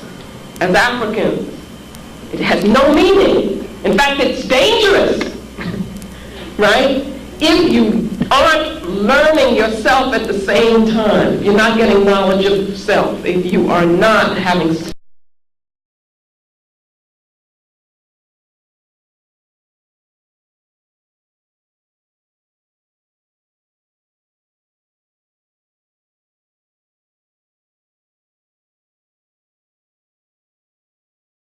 it is the science of the human spirit is what we're talking about here. So that, for instance, among the Akan people, you have the concept of Okra, which is that aspect of the spirit that comes directly from the creative principle. You have the Ntoro, which is that aspect of the spirit that comes from the male principle. You have the Moja, which comes directly from the female, and also accounts for how a group, a family is organized. And then you have the Sum, which accounts for the uniqueness, for the unique personality of that human being. All of these together is what makes up the human being. I mean, obviously here we have the basis of a science of the human spirit, an understanding of the human spirit. These are the models that we have to begin looking at in a very serious way. We're going to reconstruct our nation. In the African conception, spirit and matter are joined. Spirit and matter are joined. Spirit is energy. Matter is the form that energy takes. Spirit is consistent. The material form will change. Right now you are in a particular material form, but then spirit is eternal, you see. Matter is the manifestation of spirit in the African understanding. Spirit is the force. And so the Orisha, the Abasun, which is a Twi word, the Egun, which is, those are the ancestors in Yoruba language, the Nsamanfo, which are the ancestors in Twi language, they are manifestations of spirit.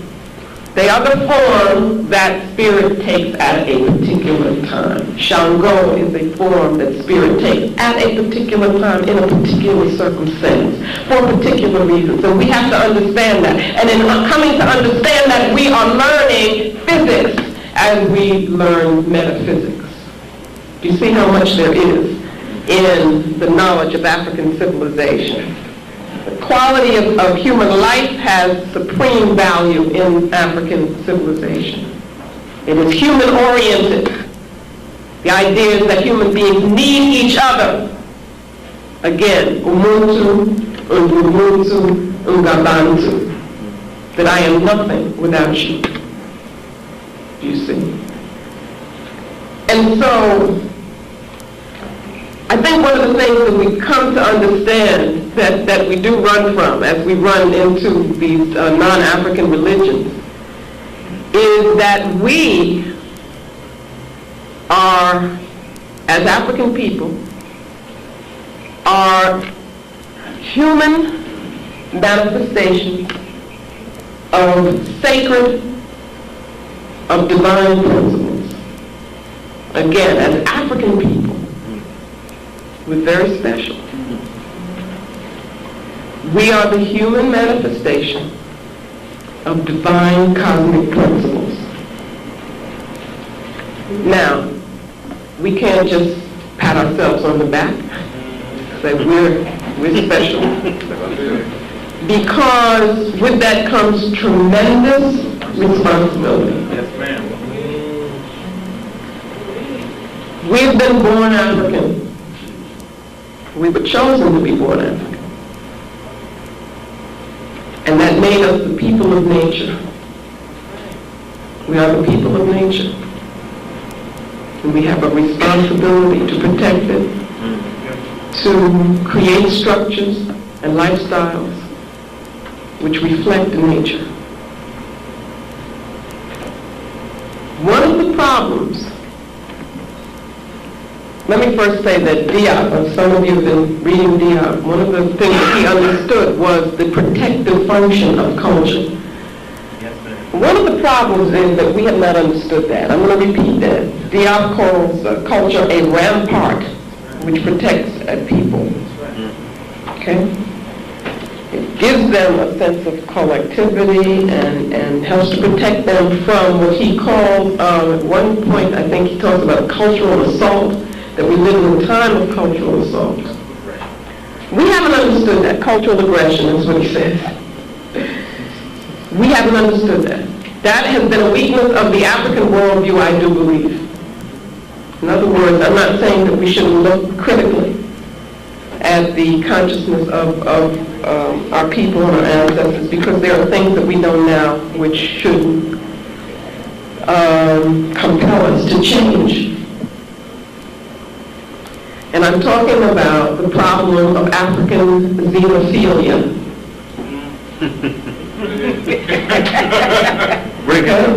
Europeans are xenophobic, meaning that they have a fear and therefore a hatred of strangers, of anything that's different. Africans are xenophilic. We have an openness, I call it cosmopolitanness, an openness to strangers, and we have an inability to recognize the enemy. Now, this comes from, I think,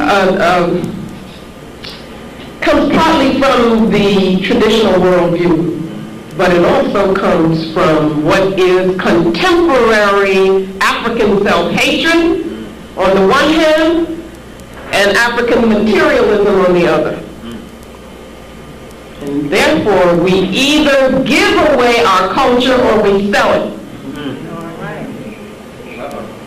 It's the most serious political mistake that we are making right now, in 1992. It is worse than it has ever been. And I'm referring to a lot of things, but I think the epitome of it for me is the fact that in Yoruba spiritual practice, organized Yoruba spiritual practice here, right here, in the greater New York area, you might call it,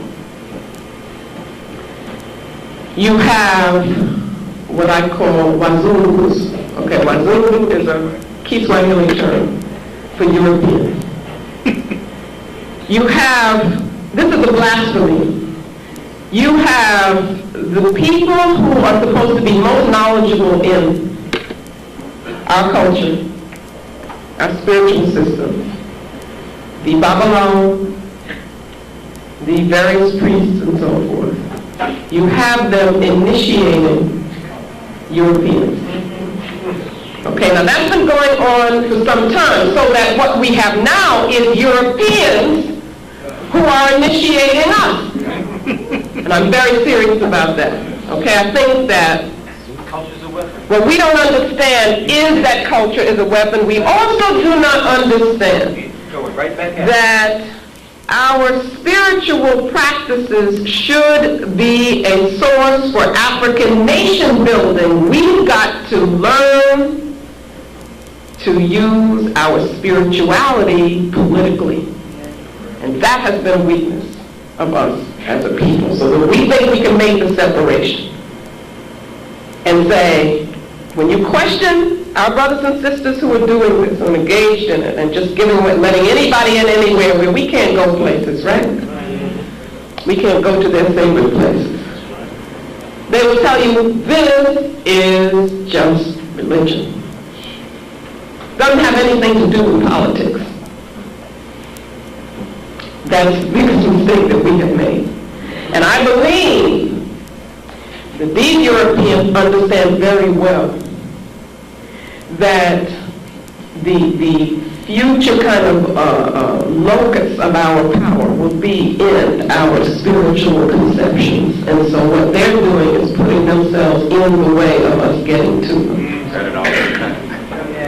And we have to hold accountable. Those of us who have the knowledge cannot sell it. And I'm saying specific, they are selling it. Okay, we cannot allow that anymore. And I don't mean to just start, you start attacking this one and the other one, because it all comes from a lack of organization. It also comes from a lack of understanding that culture is a weapon. That culture is a rampart. That it is our culture that is our strength, so we cannot give that away. And nor can we sell it. You see? Because that's like giving it away. And so finally, I want to just end by reminding you of the definitions or the explanations of nation building. I think I'll just read that one more time. Nation building is the consciousness and focused application of our people's collective resources, energies, and knowledge to the task of liberating and developing the psychic and physical space that we identify as ours. That's what nation building is. So it can take place wherever we are. Right. And that we see ourselves not as a small nation state, but as a world nation. And that is the building of the African world order. And I am putting forth to you today that we cannot do that without or until we involve ourselves in a cleansing process and cleanse ourselves of European concepts so that we can embrace the African worldview and use it as a foundation, as a paradigm for reconceptualization and for the building of the African world nation. Asante Sana.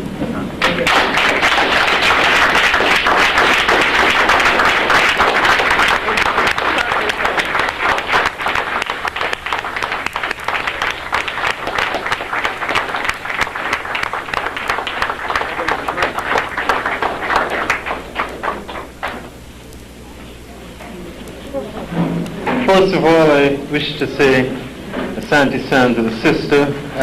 Last week when I told you not to miss the sister, now you understand why and how important and how significant was her contributions.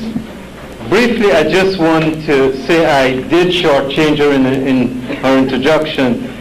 And as I told you, I just wanted to behave like a European and get to the lecture, because I know she had a lot to say.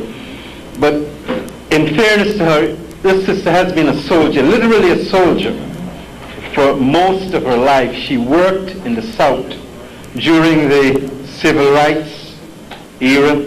She was down in the South working deeply in the trenches, seriously, in the trenches, facing guns at the crackers. This sister, the same sister here, serious soldier. And I have to ask forgiveness for not giving the proper introduction, but she corrected that. The other thing is her book, Let the Circle Be Unbroken. If you do not have it, you must have it. You must get it. And I think I don't have to push. I don't have to be a promotion manager. I don't have to be a salesperson. You heard us, so now I know you'll get the book. Let the Circle Be Unbroken. She made mention of Ogun. Come here, Brother Zaid. It is true. This brother, that we got a sister from Cuba to do Ogun. Tell them about Gloria Rolando. Oh, from Cuba. Yeah, he brought the sister here. Well, those of you who were here when we had sister, the sister did the film Ogun. Okay, and she did it out of her own work and practice in that way, in the way. Okay, in revolutionary Cuba, where culture is alive and well and very central to that whole revolutionary Cuban personality that is so bold about without any compromise, even in the face of the New World Order. So she know the answer, so I didn't really tell. Okay. The whole point was when the sister asked those of you who know about Ogun, it was important that a sister from Cuba came here. Did the work, and you hear about Cuba being communist and atheistic. That's one of the things that kept our revolution going. That's right. Whether you know it or not, and you saw, those of you who saw the movie, you saw that. So there is a African spiritual basis for that revolution, and that is one of the things that was shown here, the African spirituality. So irrespective of what they tell you about Castro, how you feel about Castro and the propaganda, Castro is nobody's fool. That's right. That's right. Castro knows where to tap into. Okay. He knows. That's why he's still here. Gorbachev is gone. Bush is gone. And all that is gone. Fidel is still there. That's right. That's right. Okay. They're all gone. All them folks. Fidel is still there. And they have Cuba by their throat. Long gone. Long gone. And it's important you understand the significance of what the sister said here today. The other person she made reference to was also here, our brother Cambon. You may know him as Joe Baldwin. He was here, right here. Right here, this summer. Right here, this summer. So you see the connectiveness of all that she said. And what she did was just wrap it up, tie it up, synthesize it. You see the kind of teacher she is. And as I said, I'm sure that you will leave here a little different than you came in this afternoon. The sister is indeed a teacher that affects eternity. Can you imagine being in her class? Can you imagine coming out of her class after 3 months? Can we bring her here on Saturday? No. She has enough. I mean, she will kill me. Literally kill me. The sister don't play. I think you get that kind of feeling. And in fact, if you notice our new flyer, it is directly attributed to her because she's been holding our feet to the fire. And if my son was around, I would have tightened him up, because the most important symbol of the flyer was left, and that is a call to arms. That's right. And this sister is instrumental in that message. a call to arms. Bottom line, that's where we're going. Next week, the other sister will come here, and as you can see, we've lined up the warrior sisters. That's right. She set the tone. About 92. Because after a while, the sisters have, the brothers just fall along on the job. The sisters have to come forward. All you have to do is run and say, no, okay, sisters. We recognize our responsibility. We know what has to be done. Thank you. And we take it from that level. But the sisters are now taking the lead up front. So next week we'll be having Baina Bello, sister from IT. The following week we'll be having Sophia Bukari Austin, and this time I'll get it right. Prisoner of war from the Black Liberation Army. Serious. Heading up the work around Mumia.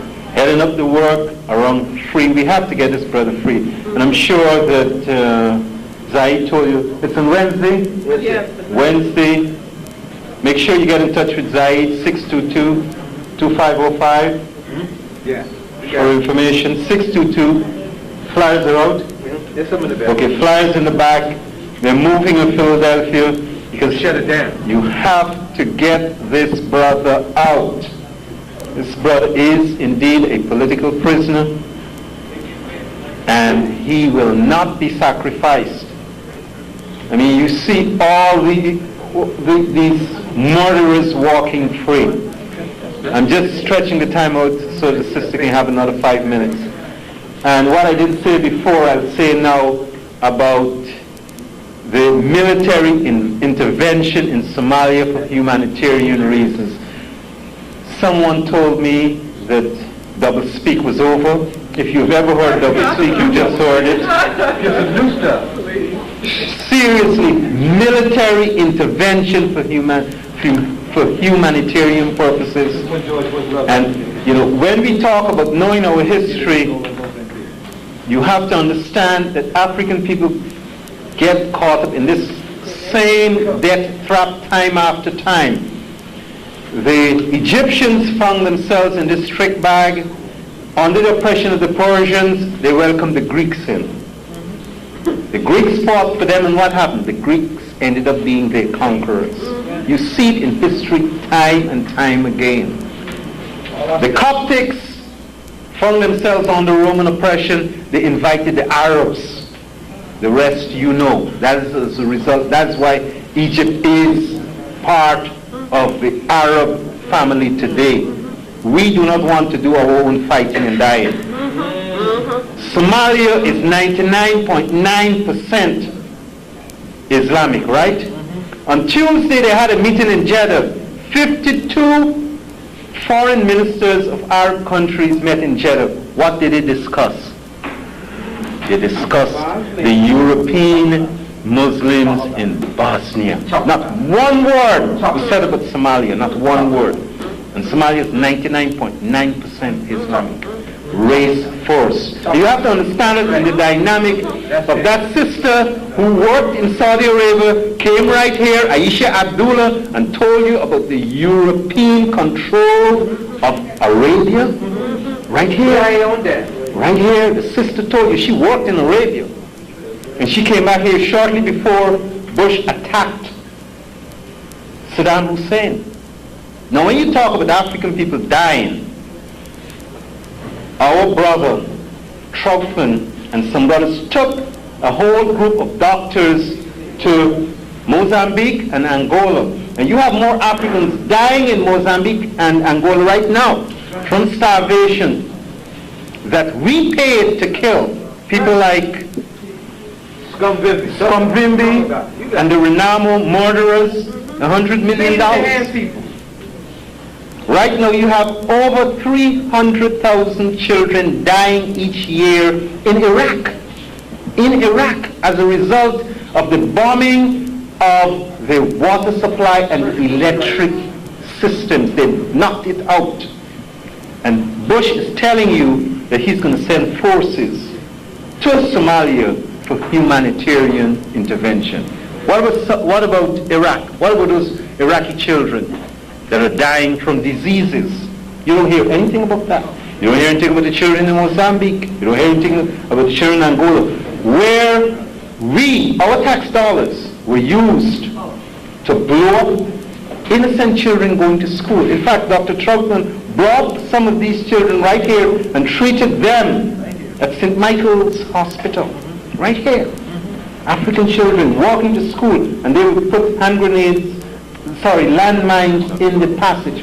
What's that got to do with anything? And those children are dying from starvation, they're dying from the lack of medical resources and medical treatment, all paid for by our tax dollars. And then Zion will get to our favorite friend, Donald Payne. He threw us out of a meeting, right, Robert? Held a meeting in Essex County. We told him that we want him up front protesting the $100 million that was to have been given to Savimbi later in the week when Savimbi was here in 1991. Right there at Essex County College. Throw us out the meeting. Because he was on the subcommittee discussing African affairs. That's right. Still is. That's right. He comes back, he visited Somalia, comes back and sits down with ministers. Which means that we have to, accountability, that's what I'm getting at. We have to get someone who is going to run in this 10th congressional district to send him a notice, because he is not going to sit in that Congress for another 40 years like Rodino. It's not going to happen. That's his frame of reference. It's not going to happen. He's not going to sit on our backs for 40 years if he's not going to take certain stance. So, so the Somali people are welcoming American troops. People are out of their minds. When the Haitian sister come here next week, she'll tell you what American troops have done in Haiti for the period of time they were there. And it is as a result of that Haiti is so messed up today. They invaded Haiti about twice within this century, Nicaragua 3 times. And we always say, do you know that there was an American who was president in Nicaragua? A man by the name of Walker? That's right. Serious? Damn cowboy. Serious? That's right. And America was president of Nicaragua. Humanitarian intervention. They wanted to build that canal. Initially, they wanted to run the canal through Nicaragua. And the same Morgan family sent this bandit into Nicaragua. But the people in Nicaragua caught themselves and drove him out. And in that context, you have to understand why they got rid of Noriega. Noriega was their man. He was running their drugs. He was on their payroll. And they went in there and took him out, didn't they? That's right. They went in there and took him out. And that's who you're dealing with. And this is the spiritual side of where we have to come to grips with reciprocity on one hand, and what the Haitian brothers dealt with, vindication. And that is where that connection with the ancestors comes in, because we have to vindicate our ancestors for everything that they've done for us, and that's our responsibility. That's right. That's part of their accountability. That's right. It's part of their accountability. Serious. As Dr. Ben said, summing up, if you do not know your African history, you end up loving your enemies and hating your friends. Bottom line. You ready, sis? Yeah. Question answered. You ready? We ready over here? Okay, sisters and brothers, We ready over here? No our problem. sister Marimba says that she's ready. Let's welcome her back for your questions.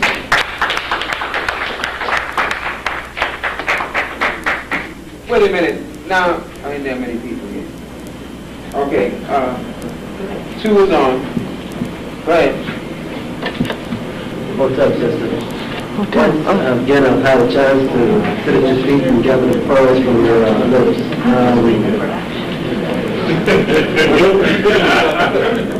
Is it on? Is it on? I'm talking? Okay. Yeah, you good. Once again, I do agree with a lot of what you said. I think I need further clarification concerning this.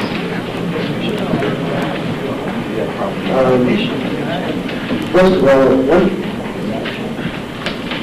Keep talking. Okay. You got to get Want me to hold the plate? Okay. You talked about consensus and how it differs in terms of majoritarian politics. Could you give further clarification in terms of consensus and the difference it has from majoritarian politics? No, I was talking about how we organize ourselves. That when we have a group, which is, we should think of as family, that's what our organizations should be, that we should think about how we organize ourselves. That is one of the structures and the mechanisms within the organization that we use to relate to each other. And one of those things is the decision-making process. For instance, you'll get, never forget this meeting I went to where people were, we're talking about issues and all of a sudden somebody brings in what they call Robert's Rules of Order. I don't know if you know what that is, but that's, parliamentary procedure. That's a system, if anybody looks at it, that is meant to get in the way of dealing with issues. It's meant to get in the way of communication. But what happens to us is we think that it makes us special to know it. So then you get the people who are the experts at, these rules, and they start talking about, motions, and there's a counter motion, and second motion, and I have the floor, and so forth and so on. And I have seen meetings totally disrupted by the use of that. So you have to think, do we have to use these kinds of structures? Can we organize ourselves the way in which we relate to each other? And I was saying that I've been looking at a group of people in Nigeria who are extremely well organized, and that whenever they come together, their objective is to let people talk who want to talk to the issue, and then to try to come to a consensus of what is the feeling of the group. So in essence, what you're saying is that people should become more enlightened in terms of the environment among them. So people who do have the bolder voice, and they start talking, they're going to go ahead and hold them more accountable in terms of their views and opinions. Okay, that was another issue that I was talking about. That was a different issue. In terms of consensus, whether you have consensus or you vote, what I'm trying to do is to sensitize us to understanding that there isn't just one way of doing things, and that there are other ways that have been used in African civilizations and societies because they had other purposes. The purpose was not to have meetings of competing individuals or that kind of thing. That's one thing I'm saying. The other issue I raised was that what we consider to be leaders are very often people who are really soothing their own egos, and the way they do that is by speaking before large groups of people, and getting those people to relate to them as opposed to relating to whatever it is we're supposed to be doing as a group. That's what I was talking about. The final question is, in terms of,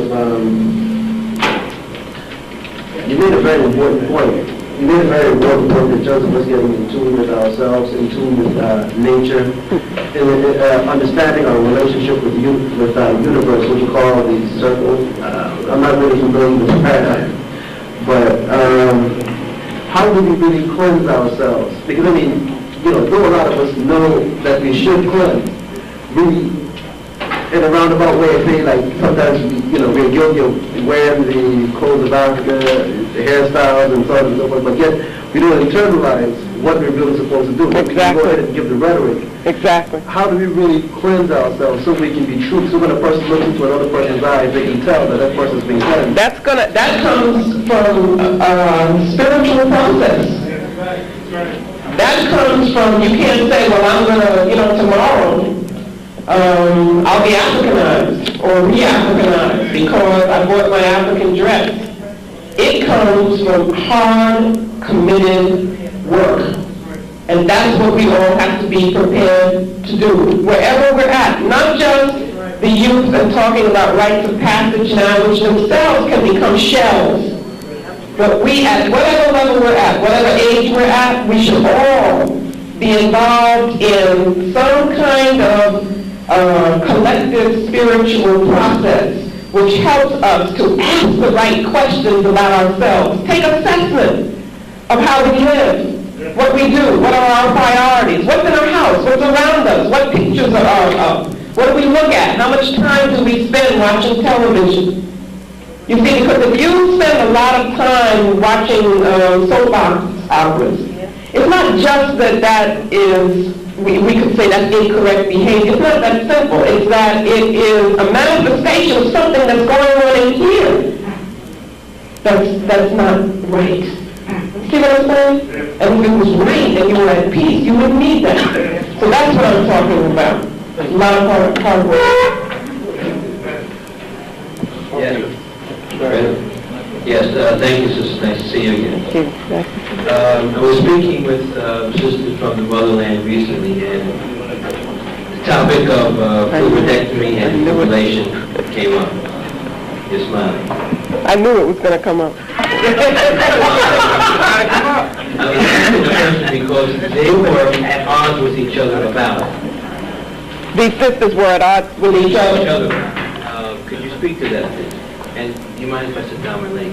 No, I can only speak to it in a very perfunctory manner, only because it's a very complex issue, and one of the problems that I have is the way that it's being dealt with, which is much too simplistic.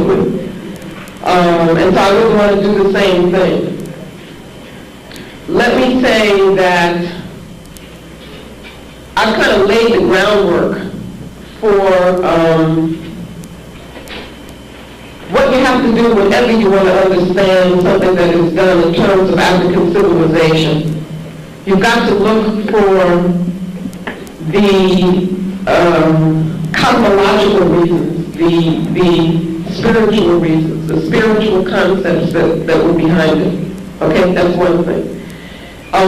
So without me going into all of that, people who want to pursue this on their own, they can do that. They can say, okay, now we look at the spiritual concept of the universe, how would that fit in? He's talking about processes that African women would go through as a part of becoming women, right? So that's one thing.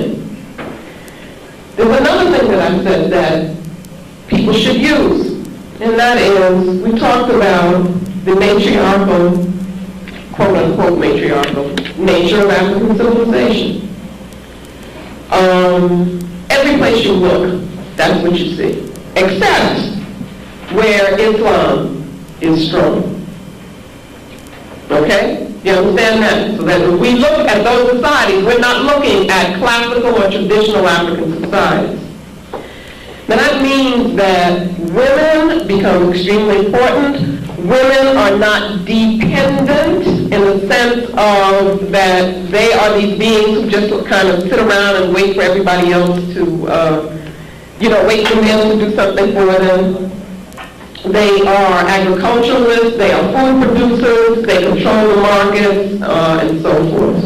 And in many societies, what you would find is that where you would have a male leader, you have the complementary female leader, like the Asambahini and the Asambahima, you have the Iyalode among the Yoruba people. So this is a common model because men and women are not the same. They are different, and that difference is complementary. So you have your male structures, or associations, and you have your female associations. Now, within that context, if you take something, for instance, like the Sunday Society, among the women of the Mende Spanish-speaking women and other groups, a huge traditional society which is thriving in contemporary times.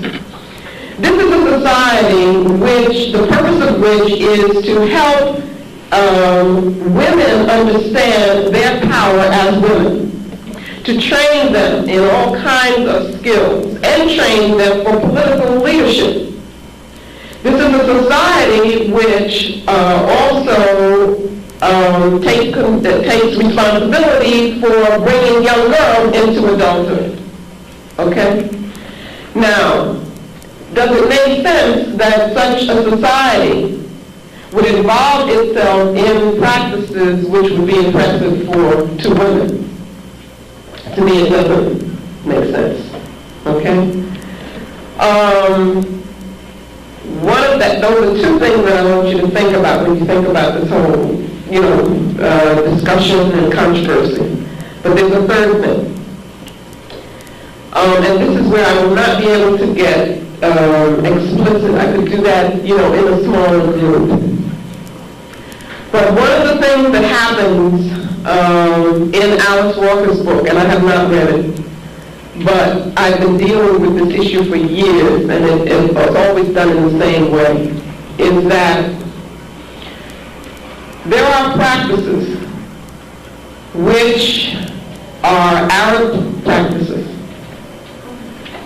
which you find in many Islamic communities, societies, which are controlled by men, therefore the purposes of male domination of women.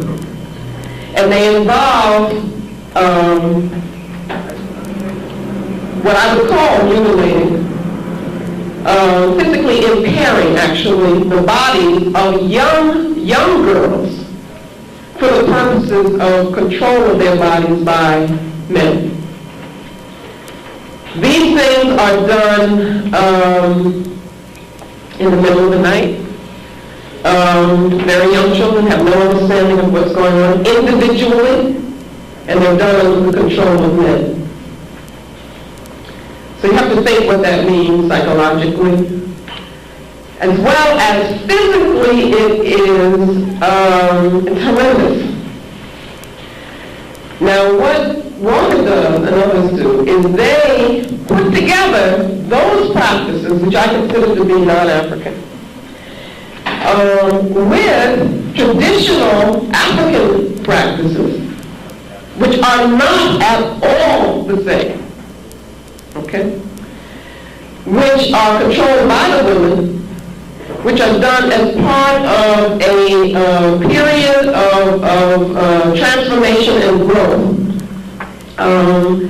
in which young girls become very proud of the fact that they have gone through this process and so forth, because the process is, in a context. It is not just that's only one kind of physical manifestation of it. What is also happening at the same time is they are growing spiritually, culturally, and they are being praised and valued by the society. And they are being nurtured to become organizers and leaders and strong women in their society. You have to understand the inconsistency of saying that you are training these powerful women, and at the same time you would be doing something which is, detrimental to them. You also have to understand that one is female controlled and the other is male controlled. One is traditionally and classically African, the other is Arab and Islamic, and they are two totally different physical things. Totally different. And what I object to is the following. I am not making judgment and saying that the traditional African practices, should be continued if the women in Africa say that it shouldn't or whatever. And I don't think that that's happening. You see, I'm not making a judgment on that. What I'm doing is putting it in the proper context, because that I can do. Okay? I believe that First of all, I think one of the most damaging things that has happened to us, and really is a movement away from self, is the people who consider themselves to be black feminists. Because I don't see how that can be defined without it becoming anti-male.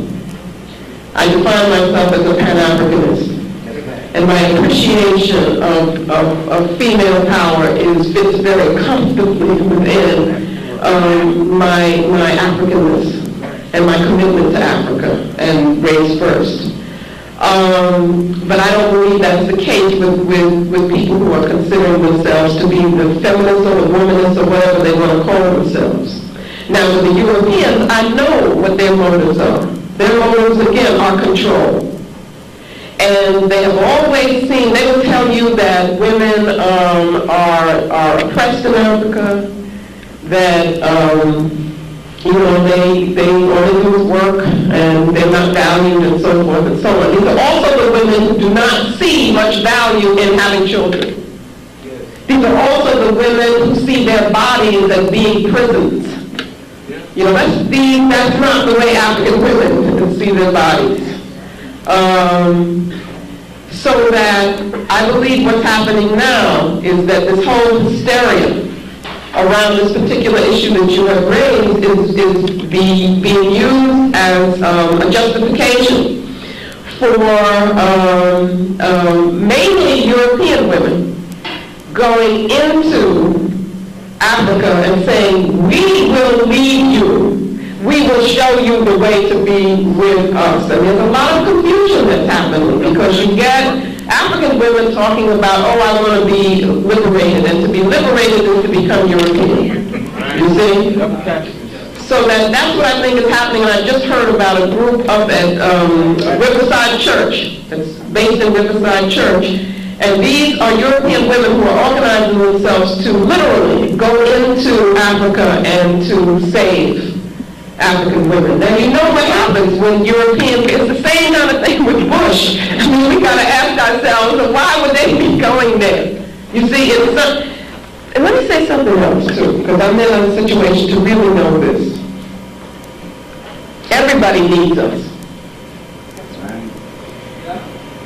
These various movements need us. Europeans need us. The feminists need African women for their life. They recognize the power that is in us. And so you see them everywhere talking about feminism as though it included us in it. They want to, at Hunter College, I have to fight to teach courses about African women from an African perspective. Because they want that to be within, quote-unquote, women's studies. Women's studies has clearly, certainly, I don't know about other places, but at Hunter I can tell you has an anti-male focus. And I refuse to cooperate with anything like that. And our people get in these courses not knowing what they're getting into, and they're very angry. You understand? But they are bankrupt without us. So that they are always attempting to seduce us in various ways. And this is the latest way in which they are attempting to seduce us. And what Alice Walker has done, I believe, in this particular book, feeds into that kind of move on African people. If you're really concerned about us, then there are ways to deal with them. Then you engage sisters and brothers in discussions and critical analysis and critique of some of the ways in which we're treating each other. That's what you do. But you don't write a book which you can say is fiction, but people are taking as quote-unquote fact, and which then Europeans can use as an excuse to abuse our people and attack our traditional concepts. That's not the way you do it. Well, what she knows is you see, I don't want to focus on her just as an individual. I don't want to do that. I want to show us what we have to do. Again, if the individual is a person without context. And what happens is, if your context is writing novels, you understand? No matter how brilliant you may be at writing, but if that's your whole context, and being appreciated by whom? Who's appreciating all of that? If that's your context, you see, then that means you have no other reason for doing what you're doing. That's the problem. That's what you're relating to. So you pick something here, you pick something there, and you say, well, these are real issues. And I just want to write about a real issue. You know, we don't just pick things that we write about. It's got to be within a plan if it's for our people. Right. So what was the purpose of doing that? Saving Africa? I could think of a whole lot of other things that one would devote oneself to in a public way, as she did. You see, if that's what you wanted to do, was to save Africa. So again, it's not that I'm attacking the system. What I'm doing is attacking a system that we get caught up in, and again it becomes ego. Because what the ego is what am I saying? Is stroked. Hey, you've got a book. The book is popular. That's you. The focus is on you. You see what I'm saying? Where's the accountability? I'm just reminded for some reason of this, that the thing by Rusty, which, yeah, the only reason that I think that that's so interesting is here's this person who obviously didn't have commitments, you know, to Islam, but had been raised partly connected to it, who felt he could, you know, write about whatever he wanted to do. Well, there are other people who felt so strongly about their thing. That's right. They said, buddy, you don't do that to this. That man that broke up his family, he had to hide, he can't see his children, he's scared. He said, I'll do anything if you'll just forgive me. And all I'm saying is what it shows is that accountability. It shows how sacredly you take certain things. And I believe that the critique of Africa has to be done by African-centered people. That's what I'm saying, and not in a European press or to make money with a European book. And that's a very irresponsible thing to do, is how I believe. Okay? No, absolutely not. Absolutely not. I mean, the system is a beautiful system, but she hasn't been grounded in the things that we're talking about. Yes, that's what happens. And we're scattered without that base to pull us in, to anchor us in. Okay, so that's what's happening to our women. What's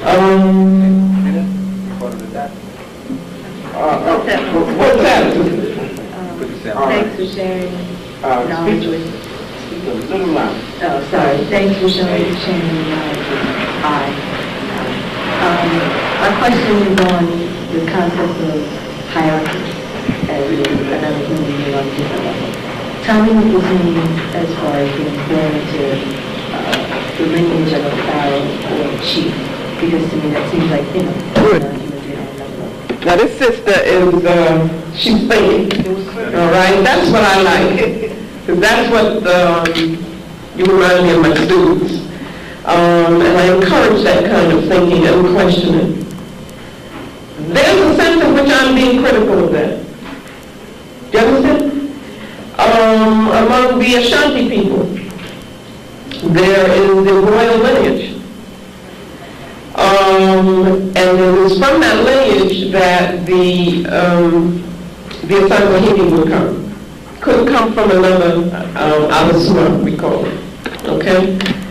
Now the explanation for that, if you look at Chancellor Williams, is that that particular line is considered to have been directly descended from the first people who founded the society. Okay, that's what he said. He says that's what the royal lineage is. You also have to understand the concept of leadership, where the leader, he says leaders, not rulers, that the leader must make decisions that are in agreement with what the people feel, and the elders tell them it's okay, otherwise they will be put out, okay? But there is a brilliant work to it. 2,000 Seasons. Thank you. By Ayikwe, who was raising the hard questions, and the healers by Ayikwe. And he's saying that what happened to us, and he's not talking about Europeans yet, is that we forgot the meaning of the way, so that what you got were people put in those positions who were not whole, and who used them to have control over the people. And Phoebe calls them parasites. Okay, and then once you do that, you don't have reciprocity, you don't have the way. Then it's the hierarchy, meaning I control you. In the healers, he raises some very deep questions about, well, let me say how I feel. I don't feel as African people that we should make distinctions between ourselves that say that that group is lesser than this group. That's what I believe. And so what I'm saying is that if we are to reconstruct now, that we would all be bound. That we would not have one line of people who is seen to be in the position of being leadership, and other people have, lesser roles that they are to play. So, don't get me wrong. Yeah. Don't get me wrong, I'm not siding with Europeans at all. But from that, can you say that the idea of hierarchy is exclusively European? Good question. Very good question. No, in a sense you're right. Of course there's probably differences in terms of how there is a difference in the concept. But you have two hierarchies, but it was what one was, the role that one played and the role that the other played is very different things. For instance, if we even look at chemists, as I understand it, the pharaoh participated in the work groups that were building the pyramids. Had a period of time when in fact he had to devote to that as well, and was seen as a servant of the people. So that in one sense you could say it's a hierarchy if you're looking from outside in. You see what I'm saying? But if you understood what was the philosophy of the civilization, then it wasn't hierarchy. It was that this one has this role, this one has that, and so forth and so on. You see what I'm saying? But where the European comes in, or even not the European, but where the problem comes in is when we move away from the way, when we move away from the spirit of the organization, then the hierarchy, it becomes a hierarchy, and it becomes exploitative, you see, of others. Okay? But I think it's an excellent question, because we can't just focus on, and that's what Armand does. Armand says that we need to look at what were some weaknesses before the European came that then allowed the European to be able to use them, you see, for our exploitation and oppression. That's what we need to look at. Has a very interesting discussion of the relationship between men and women. Okay, thank you so much, sister. What's your name? Mikhail.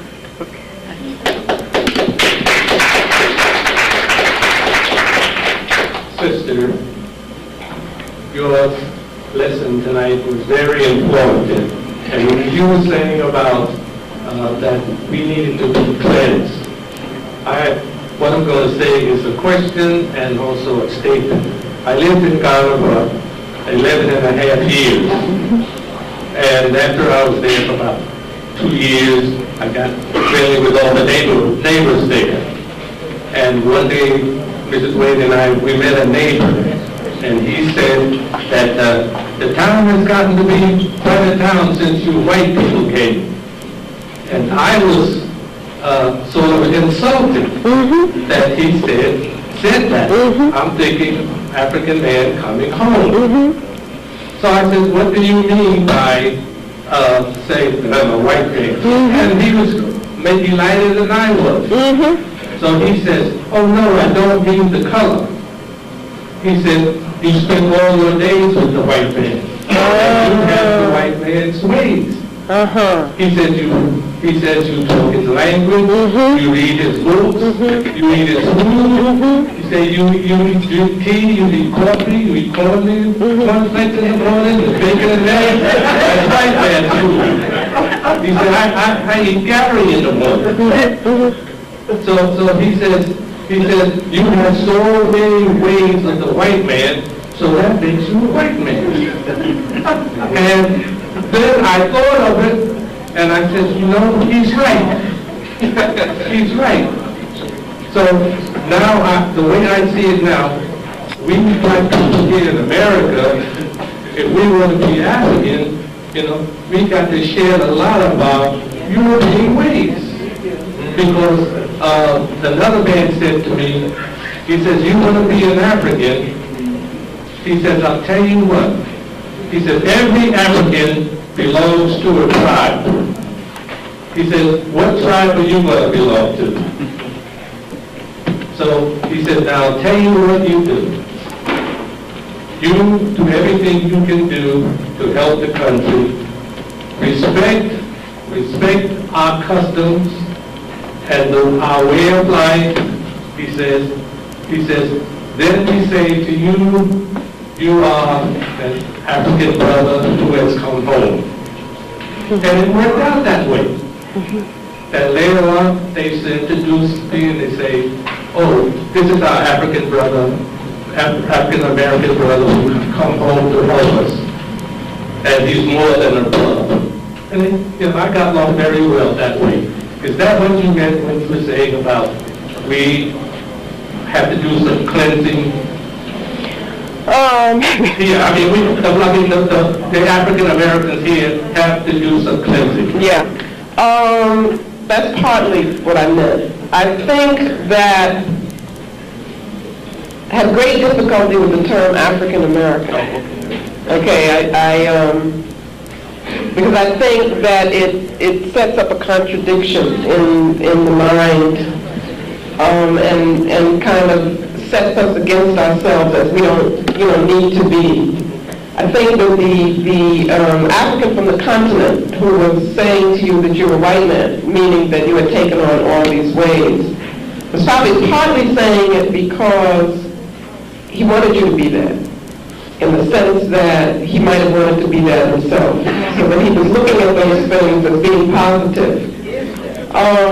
Because you couldn't be European. Now, I don't care what you took on, what you tried to be. I don't care if you married a white woman. You still can't be a European. And so what that does is that it means that all of these things that we take on, and the more that we do it, that it makes us more and more and more pathological. That it is a sickness and illness for us to try to be other than what we are naturally.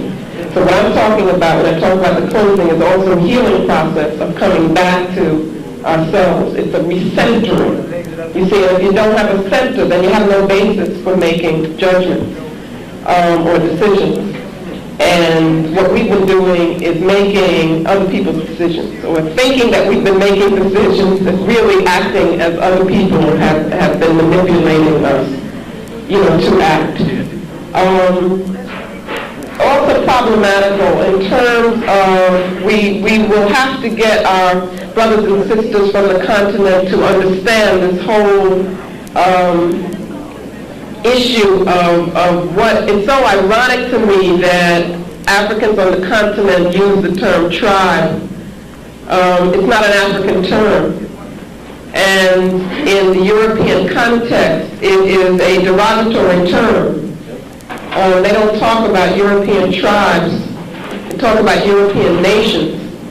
And because of the conditions under which we learn the language, colonial conditions, then we accept these terms and then we start saying, I'm from this tribe, I'm